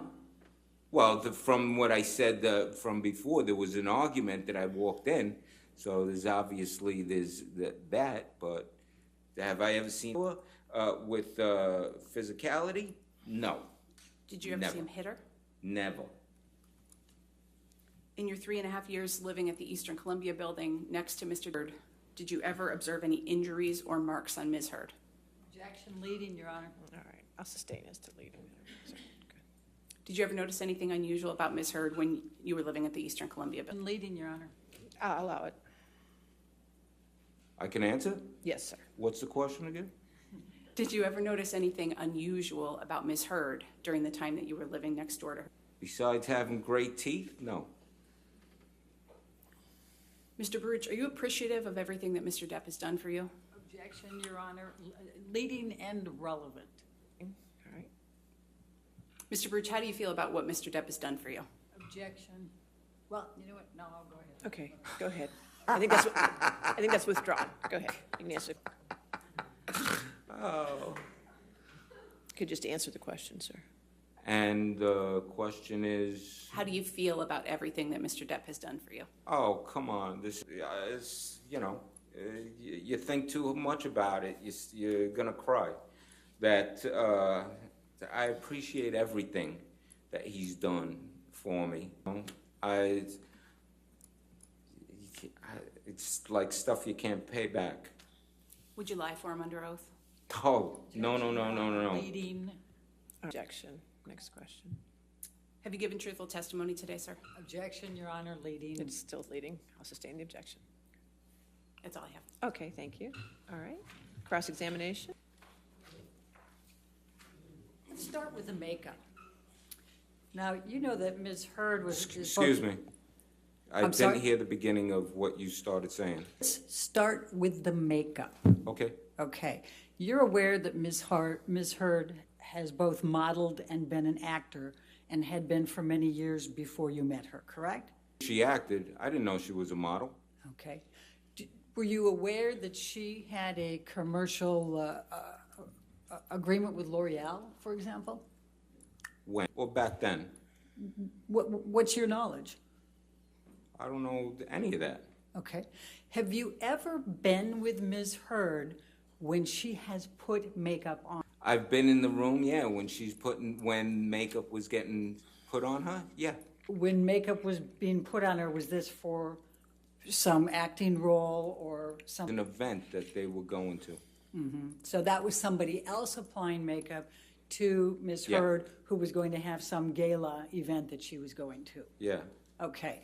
Have you ever Ms. Heard in her bathroom or anything when she's applying her makeup in the morning? No. Okay. Are you familiar with Amica? What is it? Amica? Amica? Yes. No. Okay. Do you know what type of foundation Ms. Heard uses? No. Type of concealer Ms. Heard uses? No. Do you know what type of tint Ms. Heard uses? I have no clue. Powders Ms. Heard uses? No. So when you're saying that you didn't notice any makeup, would it be fair that you yourself are not familiar with what type of makeup Amber Heard uses on a daily basis? I don't know what she uses on a daily basis. That's my point. Now, the first time that you saw her, which was May 22nd, Yeah. Ms. Heard was there. Were you aware she was on her way to somebody else? Yours, but somebody else's that day? No. Okay. Can you tell me what her hairstyle was that day? It's just down.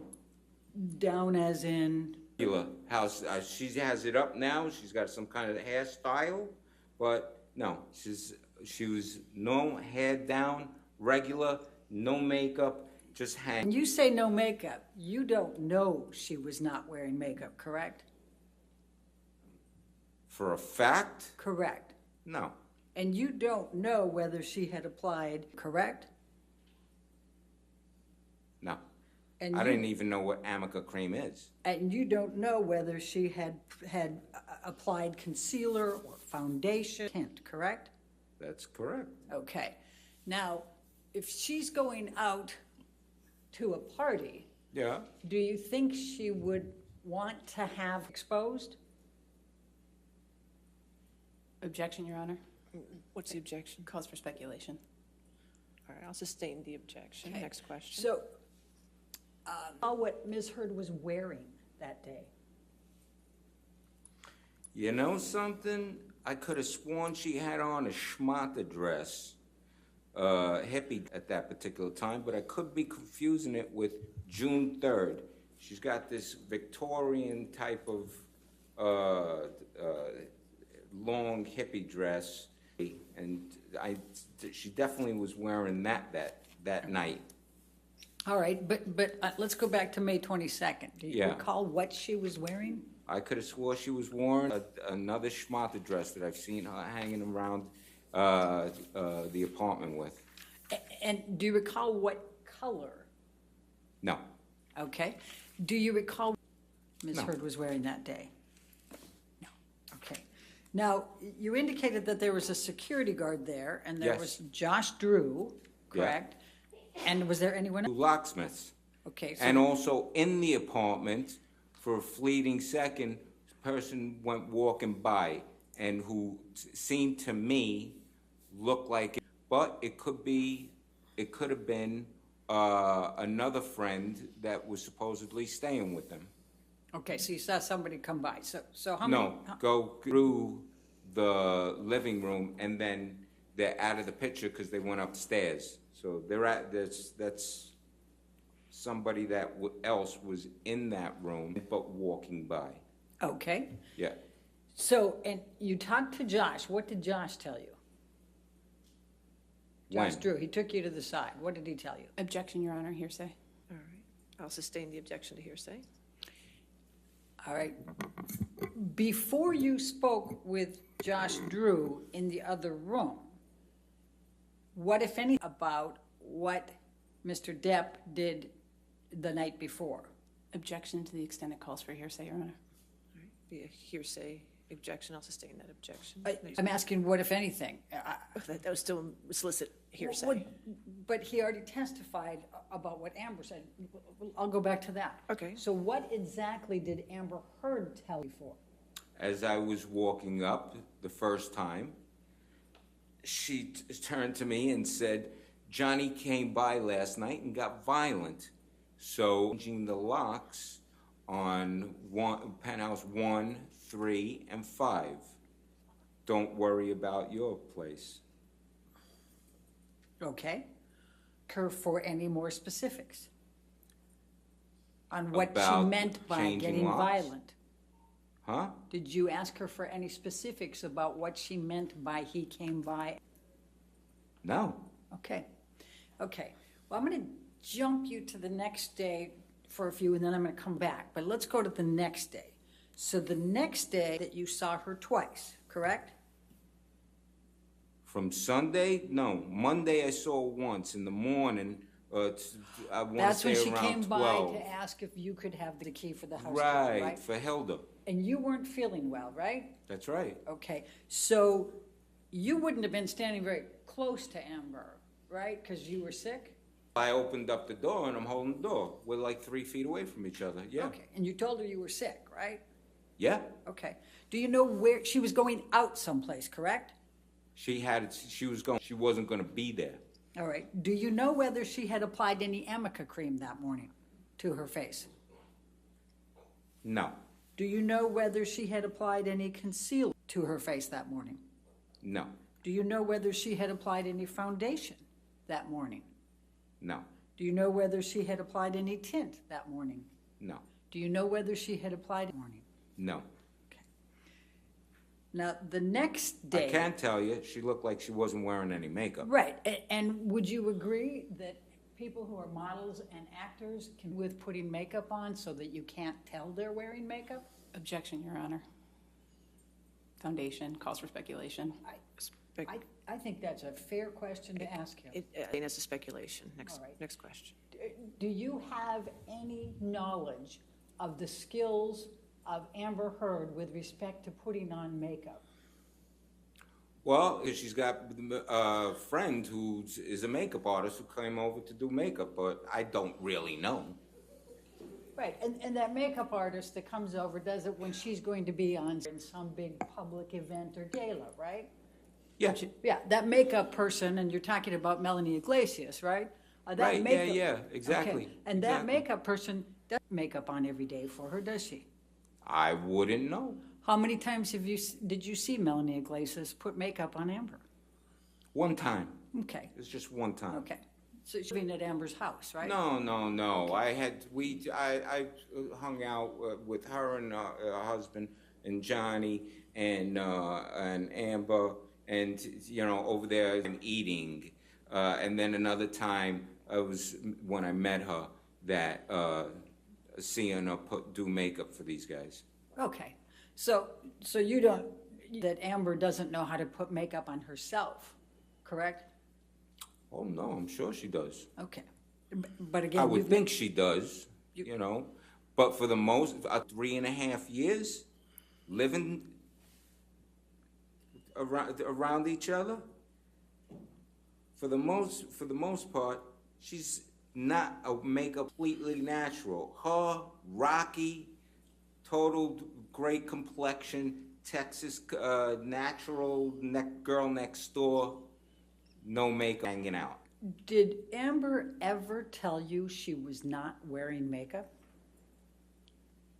Did she ever tell me? In any of those 3.5 When? years that you're saying did she ever say, I don't have a stitch of makeup on? As many times as she's told me, I am wearing makeup, which is, I can't remember. Yeah, no.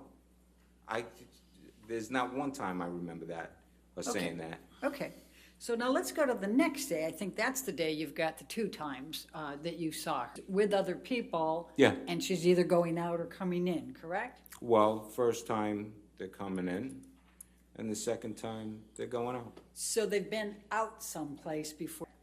Objection, Your Honor. Foundation. I'll allow it. You can answer the question, sir. Oh, I have no clue. Okay, but they're entering the house. In other words, they haven't been in the house, they're coming to the house from someplace, right? Oh, I would have no idea. When I walked out, who knows? They might have been out and in twice for that, but I don't know. They could be coming from another apartment, coming, to go there. And I'm seeing them, it could be the second time that they're entering, the first time or the third time. Yeah, I don't know. Okay. I have no idea. And do you know, so you don't know where they were? No, And of so you course have not. no idea whether they were in public someplace, correct? No, of course not. I All right. wouldn't know that. All right. And then the later time that you saw them that day, they were going out, is that correct? Okay. And do you know whether Amber had any Amica cream on that day? No, I don't know. And I'll try to make this faster. Do you know whether concealer, foundation, powder, or tint that day? I don't know. Okay. Now, the next day, I think you said it was she and Whitney, is that correct? On Wednesday, yeah. Okay, Yeah. okay. And again, do you know whether she was wearing any Amica cream? Sir, if you could just answer the I'm sorry. question. I'm totally sorry. I'm Thank sorry. you, sir. That, no. And do you know whether she was wearing concealer, foundation, powder, or tint? No. Okay. What Amber's hairstyle was on the 23rd? That's Monday. Like I said, when she knocks on my door, hands down. Okay. Tell me what she was wearing that day. Not exactly, but if best of my recollection, a pair of dungarees and a t-shirt. Okay. At the time when she knocked on my door to give me the key. If she went home or something like that, I got no clue. Okay. Do you remember what color the t-shirt was? I think it might have been white, best of my recollection. Do you remember what jewelry Amber had on? Oh. Okay, let's go to the next day, the Wednesday, and you've got all these people here. Next day is Tuesday. Okay, next day, Tuesday, is when you had the bunch of people coming together to her house the first time, right? Right. You want to know something? I do remember of a women's beige long coat, kind of like a woman's, not a raincoat, but it could be similar to that. It was a beige, long, kind of looking like a business, female version of a Columbo jacket. Okay, and what was she wearing under it? Oh, I have no clue. Okay. And jewelry she was wearing? No. Okay. Now, you said that on the 22nd that you kissed her on the cheek. What day? The 22nd, your birthday? 22nd. So when you showed it the first time, you went like this, right? And then the next time when you said you did the kisses, you went like this. Way of kissing women when you greet them or say goodbye. I'm not understanding any of what you just did. Okay, so when you, leave it at Amber, I take it that you would regularly kiss Amber on the cheek when you, to say hello and to say goodbye? Yeah, Okay. absolutely. And tell us how that. Objection, Could you just Your Honor. show us how you do that? Which time, regularly? Did you have a different way of kissing her on the cheek different times? Or did you have a general way that you would greet to Amber with kisses? It's a regular, you give a peck on the cheek, or, like you just touch cheeks and Okay. that's that. It's kind of like almost a superficial one, or is it a really hard one on the cheek? No, it's, you kiss someone with the cheek. I don't know, pressure-wise, what kind of talk is there? I mean, is lip it just talk. one of these little pecks, or is it much harder? No, it's a regular, it's, you know, you're touching, boink, and that's that. So you think it was pretty hard? You peck her on the cheek pretty hard every time? Objection, Your Honor. No, I'll sustain it. Okay. You also showed that you did one like this. Did you ever do a two kiss when you greeted Amber? Two cheeks? No, I'm not European. I'm from Brooklyn. No. That Europeans do, you know, All right. both sides. Sometimes even three. Bam, bam, bam, bam, you know. But you so, never did no. that? No, no. I want to make sure that I understand exactly what you remember seeing. Yeah. You said that it was 2 to 3 weeks into June, is that correct? That you saw it? It's gotta be somewhere in that period. Okay. To somewhere in the first three, I would say weeks of June. All right. Yeah, somewhere like that. Can you recall which week? No, Okay. So you saw Whitney. Is there anyone with them? no. Okay. Do you recall what either of them was wearing? Long jackets. Yes, actually I do. Okay. Long jackets. You know, over. And how was Amber's hair styled that day? Down, pulled back. Pulled back or Well, down? it's when I say pull, you know, it's like hair's down, you know, there's something around the neck or whatever, the hair is, you know, flip back or whatever. Not tied back, I don't remember if it was tied back, but just where it's full. It's full. Okay. That, Okay. So now where were they standing when you watched this? this is where would they stand? Yes. They're standing waiting for one of the elevators on the mezzanine floor where there's, I guess you could see, there's cameras that, you know, of the elevators So on the they're on the- mezzanine floor. So they're on the mezzanine level. Yeah, this is the same level. This is the same apartments on that level. And that's how the exit, how you get out to go to the garage. And so were they coming back from the garage? Well, if they're standing at the elevator outside, it could be, and waiting to get into the elevator on that floor, could be that maybe they came from outside, maybe they know somebody who lives on that floor, because there's apartments there. I got no clue, Brum. That's not even in the thought process. When I see this, it's not like, well, I wonder where they're coming from. Okay. No, it's Okay. just Now- what I saw. Tell me where they were each standing. As I'm watching the video, this tape, Amber's and Whitney's on the right. Okay. And then just take us through. Tell me what you saw. Amber's on the, and he's on the right. They're hanging out. Can I stand up? Yes, sir. And so here's Amber, here's Whitney, and they're hanging, waiting for the elevator. And Whitney does the yapping or whatever they're doing, and Whitney goes like this. Pow. Just a fake pow. And then they both start laughing, yapping, doing what they're doing. And how close does Whitney's fist get to Amber? Oh, I'm watching this. It's a fake thing. Right, It's not right. like she went and she hit her own No, no, no. sister. No, but I'm She asking didn't go how and hit close. her. She just, going pow. If here's my face, if here's my face, it's just coming, fake punch going by. This, that far. Okay. Just making believe. Just making believe. It's a Okay. believe punch. Okay. And they both laugh, you say. Yeah, they both, they just start, Did you watch them get on the elevator? no. Okay. So the part that you saw, they opened during that time. That's right. Okay. That is correct. And how many seconds would you say, or minutes would you say this little clip was? Oh, 10 seconds, 15 seconds. Okay. And do you recall what day that was?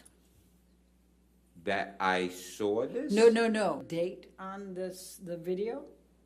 Oh, if there was, it wasn't something that I acknowledged. Okay, great.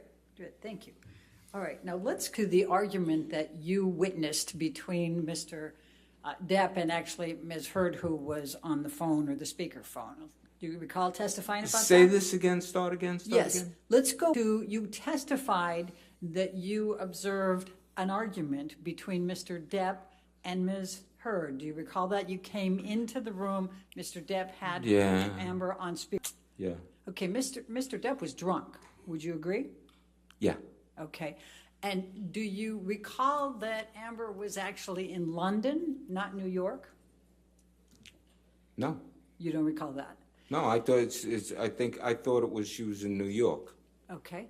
And you recall that Mr. Depp was of sleeping with somebody, right?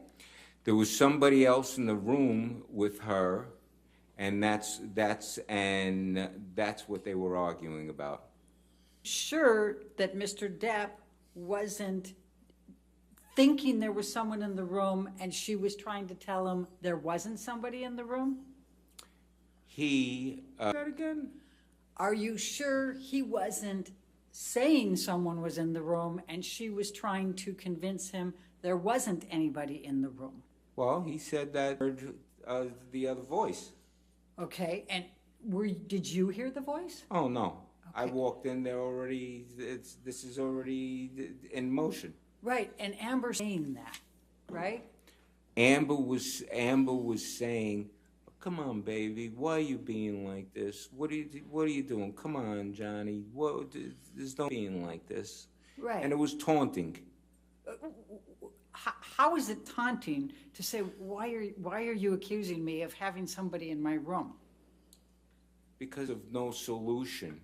At that point, it would be if instead of taunting, saying, "Listen, John, let's talk, bro, and let's end this conversation right now, and we'll talk tomorrow, and we'll get to an understanding." Because there's not going to be any solution. There was none of that. It was just continuous, "Oh, baby, oh, baby." So And that kept it going. If Mr. Depp, in his drunken state, suffering from delusions and thought he heard a voice and wasn't, do you think it would have been reasonable for Amber to be saying, "What's going on? Why are you saying going on?" Objection, Your Honor. Speculation. I'll allow the question if you can answer it. You can answer the question, sir, if you. Would I think it? If Mr. Depp was suffering from delusions and there wasn't anybody in the room and he hadn't heard a voice but thinks he's hearing a voice, for Amber to be trying to figure out what's going on? Objection, Your Honor. Hypothetical speculation. I'll sustain as a speculation to that question.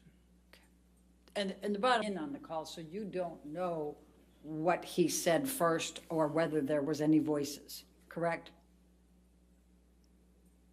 Whether he heard voice besides hers? Yes. No, I didn't hear the beginning of the conversation. Okay. And then after the hang-up, he went straight to bed, right? No, after the first hang-up, calls back again, which was it necessary? I don't know. And then a third time. Do you know whether she knew whether he accidentally? That he accidentally hung up? Right. Do you know whether she knew whether he hung up intentionally or accidentally? No, I wouldn't know if, she didn't know that the telephone line got cut. Right. Okay. So after the 3 calls that you testified about, he went straight to bed, right? Went to the And he was drunk. Yeah, and he went to sleep. Yeah, he went out. Do you know whether he'd taken any drugs that night? No. Okay. Now, you have known, you've already testified, you've known him for 42 years. You didn't pay rent at the penthouse, correct? No, no one did. Right. Okay, and then after you went over and lived with him in Sweetser, correct? I live in one of his house that he owns on Juicio. And you still live there? Yes, And free, correct? yes. Okay. And has, other than the 100,000, you never paid that back, right? The 100,000 that he's given you? No, that's not, that's a thing for me, how I look at it and stuff. At some point, I would love to pay back, but that's not something that is expected, he's expecting. Would you say So- you're kind of beholden to Mr. Depp? No, I'm not beholden at all. Giving you $100,000, he's put you Over in a that period of, nice... I'm sorry, I didn't hear the whole question. Can you say it again? You were rent-free in penthouses for a number of years and free ever since in Sweetser? That's a nice friend. Yeah, okay. And I think you testified already, you're pretty angry with Ms. Hurd, right? I wrote it down that you were... About the phony pictures that were taken and put in tabloids, and about the fake narrative, and about and the way she's trying to got a fraudulent DV claim to blackmail a man. Yeah, that kind of got me Pretty angry with it. frustrated, confused, angry, which is why I said the best thing for us to do is not to talk to each other. Okay. Yes. And was it fair to say you're still angry with her? Oh, you know something? It's 6 years. But It's we just heard you 6 give your years. version. Am I angry anymore? I'm not, what I am is tired, and I want this all to end. Her to go heal. So many people have been affected by this malicious lie that she started and she created, and it's gone out and around the world. And so I can't even paint anymore. I've stopped painting for the last who knows how many years, and that's affected by stuff. I'm not angry at anybody. I want the best for her to take her responsibility, heal, and move on. And for Johnny, his family has been completely wrecked by all of this stuff, and it's not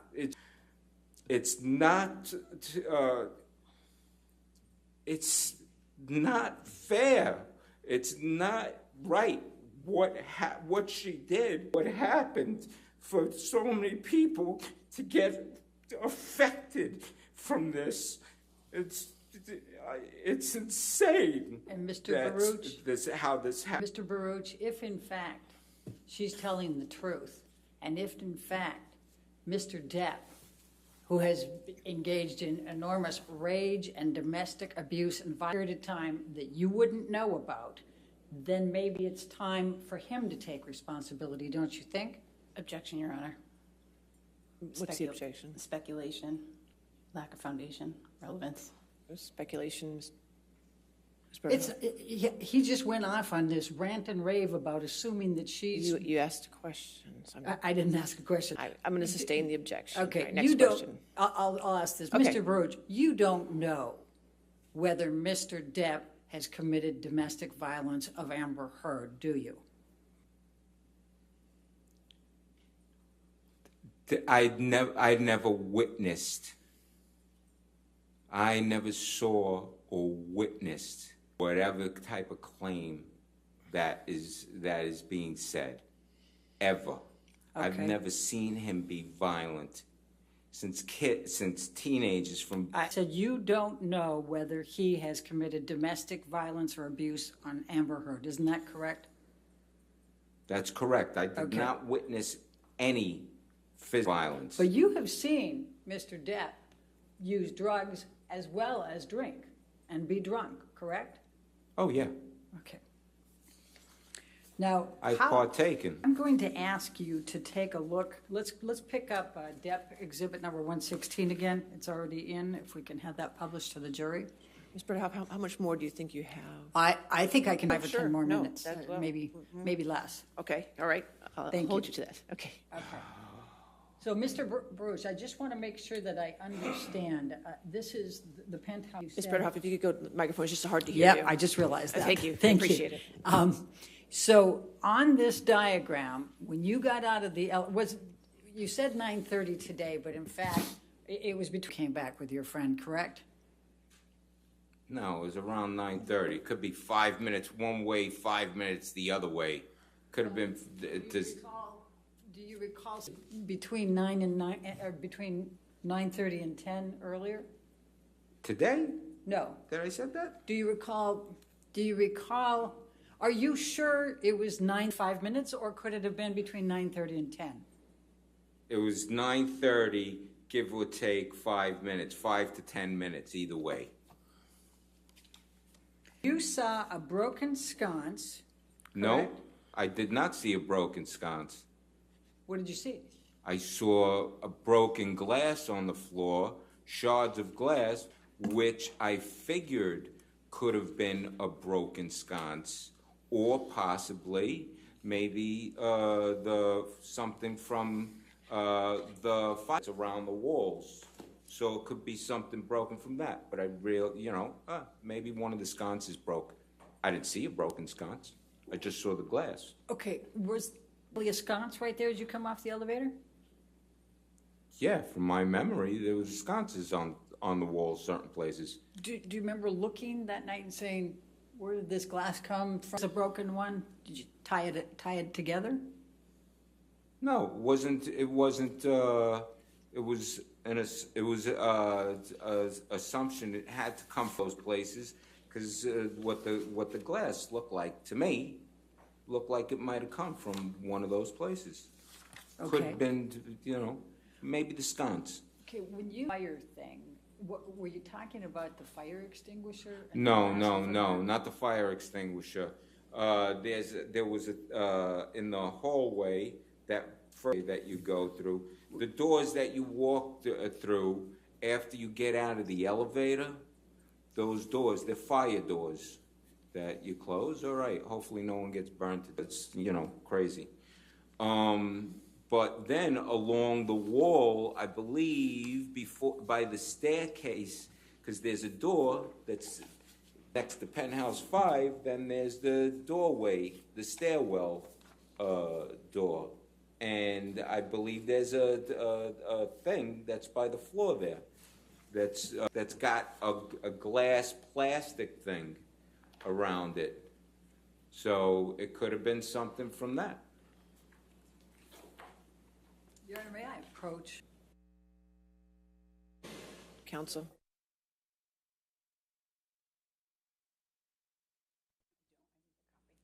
Do you have another copy of the deposition? Is this something for me to look at? Just wait for a question, sir. I asked you a few minutes ago whether you were sure that it was 9:30, give or take 5 minutes, or if it could have been 30 and 10. Do you recall me asking that question? Yeah. Okay. And I'm going to ask you to take a look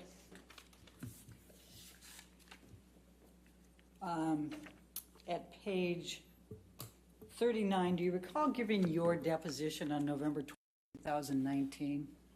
Oh, from down in Anaheim? Yes. Yeah, I remember that. And were you under Deposition. That's oath the at that first- time? Well, yeah. I Okay, and think that- that's, I believe so, It yeah. was about half years ago, wasn't it? 2, 3, like between 2 and 3 years, yeah, sure. All right, so if you could take a look, starting on page 39.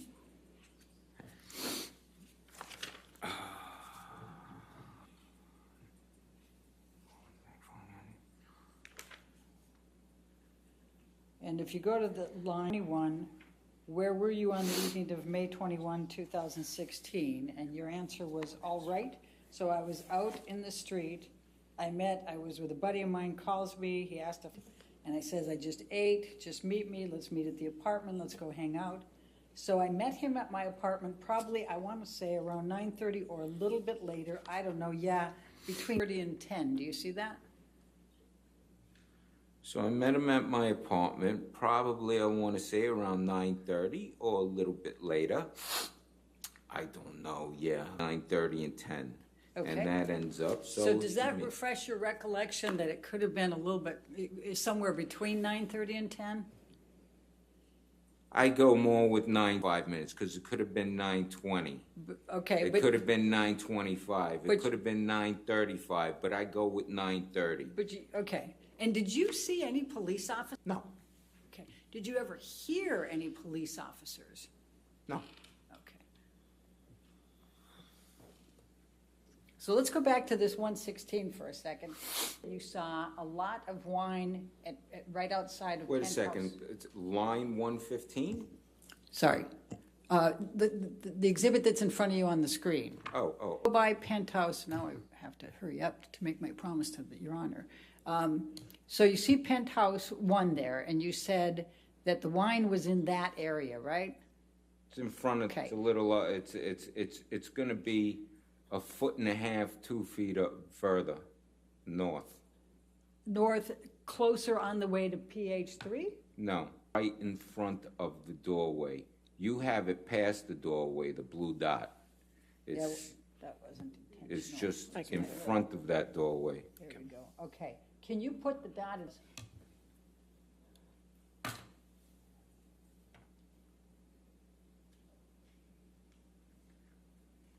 Okay, Can I move that dot? and how much wine was there? It's a puddle, It was a puddle. a puddle of wine. Could you walk past it without seeing it? No. It was, and could you tell a little bit about how much probably had been spilled of the wine? I mean, were we talking like a half a bottle, a bottle? Looked like glasses of wine, making a puddle. Okay, Wasn't like a full bottle. It's, you know, Okay. that's a bit more. okay, thank you. Your Honor, I do have another exhibit I need to put in, and I think that might take a little bit longer than a couple of minutes. Well, how So much time? I can do it as fast as I can, You but. can try. Okay, go then can we Heather, can you pick up, well, it's going to be Plaintiff's Exhibit 548. Now, do you have a recollection of Mr. Depp having a volatile relationship with his earlier partner, Vanessa Paradis? No, but then again, I wasn't, I met her a couple of times. We weren't doing at that particular time when they were together. All right, do you recall Mr. Depp ever referring to a circumstance with her as carnage? What's the relevance?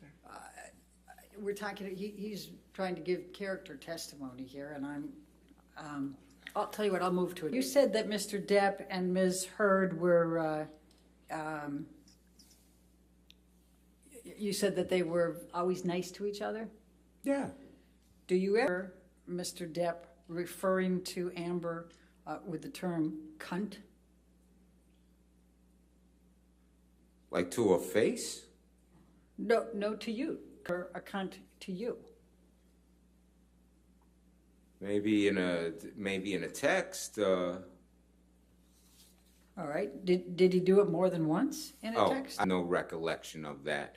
I mean, he's called me a cunt in a text. So, I mean, it could be. I don't know how many. If there's something specific. If you could show me a text, that would be a different story. But I don't. You know, we've had many texts together. Okay, let's go to line 57 then. It would be section 57 of the exhibit that I have in front of me.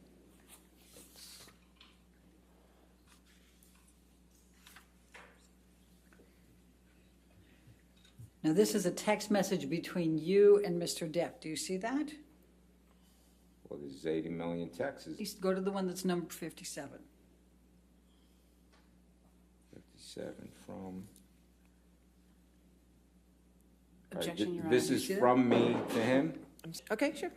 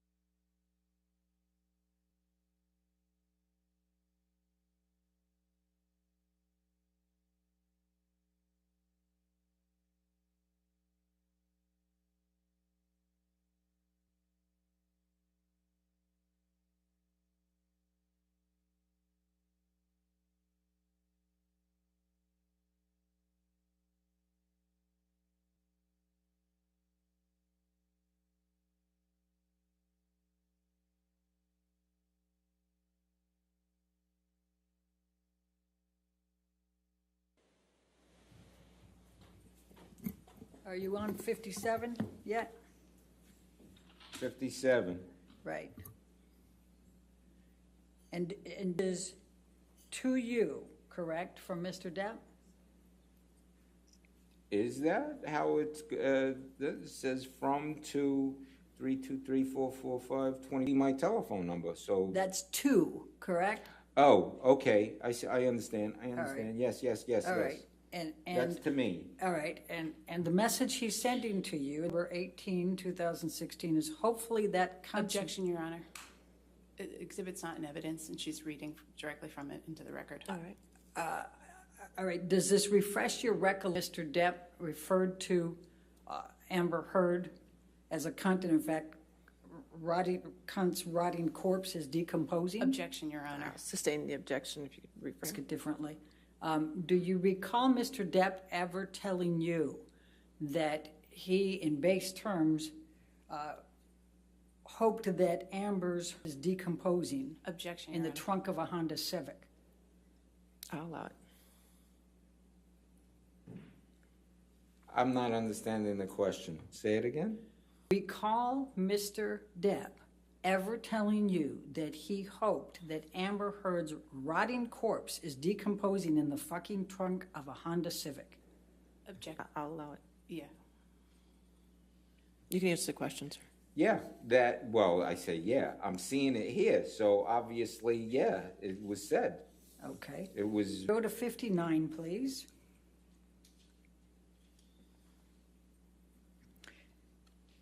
And when you had to move out of the suite, sir, do you recall Mr. Depp telling you that this was Amber's fault and referring to her as a cunt?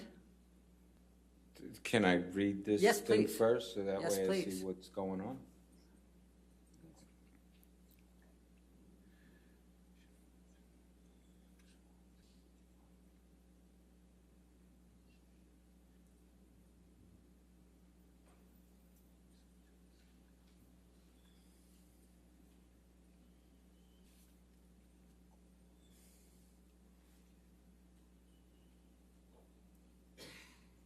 So now, I've just read this, and I understand. I remember this is the period of time. You know, I'm moving, and that he's selling the apartments, and there's people who are coming over. I'm still, and it would have been better off if I moved out, so that way then the real estate people can look at it and not come in and look at the kind of paintings that I make. But my question so- to you is, do you recall Mr. Depp calling Amber Heard a cunt and saying that it was her fault?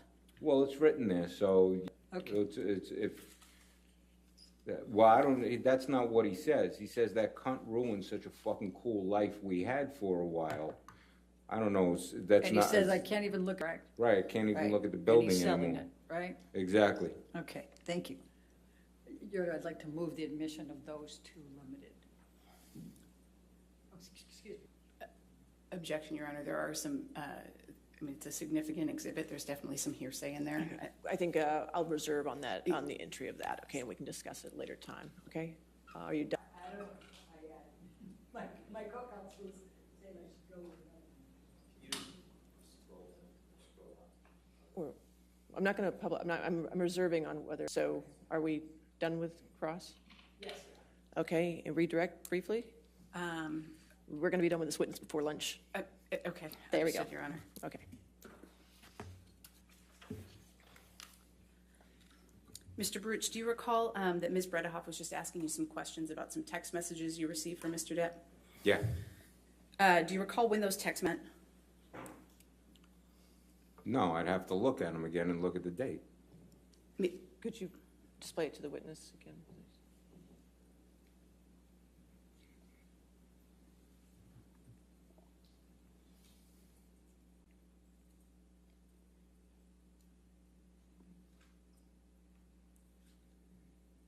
I believe we looked at lines 59.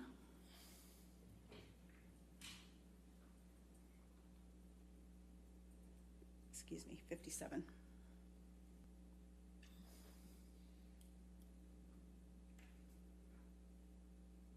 you see the date of when you received that text message? All right, hang on. October, November. It was the month before, it was the month before I moved out. Okay, When was that text message? it says 10/18/2016, that's October. I moved out the next month, so in November from October. So was that message sent several months after Ms. Heard made claims against Mr. Depp of domestic violence? Oh, yeah, yeah. Yes, of course. This is after this whole fiasco that she started. And if we look at line 61, What am I looking, 60?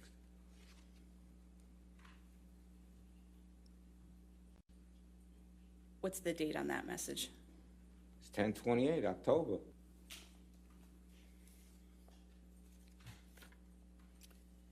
We can take that down.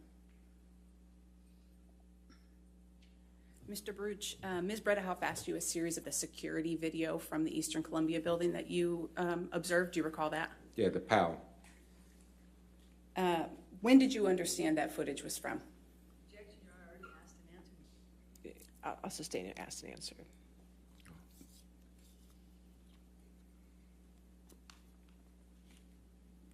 Did you have an understanding at the time that you saw that video? Objection, Your Honor, same question. I'll sustain the objection. Ms. Bredehoff also asked you a series of questions about the argument that you overheard between Ms. Heard and Mr. Depp. Recall that? Yes. And you could hear Ms. Heard's voice on that phone, right? Yeah. Do you recall if that was a FaceTime call or if it was just regular speakerphone? It's just speakerphone. And what did you understand her tone to be on that call that you overheard? Objection, Your Honor. What would he understand her tone to be? It's fine. Taunting, egging on, almost demeanoring, the baby talk. I'm going to object, Your Honor, and move to strike. Sustain the objection as to his answer, and I'll strike it. The whole answer, Your Honor? The answer, yes. I believe you testified that Mr. Depp, in that conversation, do you recall that? Yes. Did you understand that Mr. Depp was trying to end the argument by hanging up the phone? Objection to what his understanding of what Mr. Depp was trying to do. All right, I'll sustain as to past speculation. He heard the phone call and he was there to directly But observe. what Johnny Depp's intention was, I'll sustain the objection. I know what my intent. Sir, Oh, I'm sorry. okay, thank you. Wait for the question. Thank you, sir. What was your understanding of your intent with respect to hanging up the phone on that Objection, Your Honor. conversation?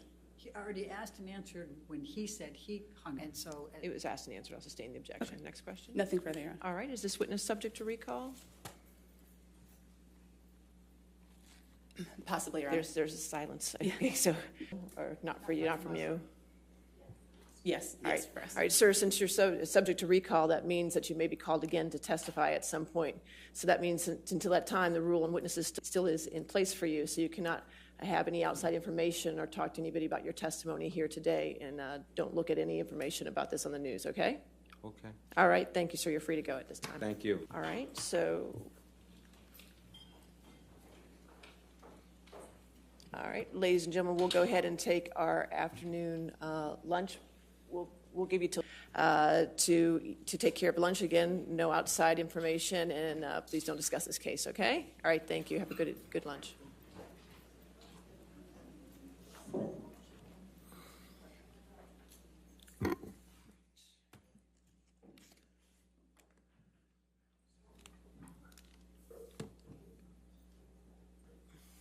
All right. So we'll come back at 2:30 then. Is that correct? All right. Thank you.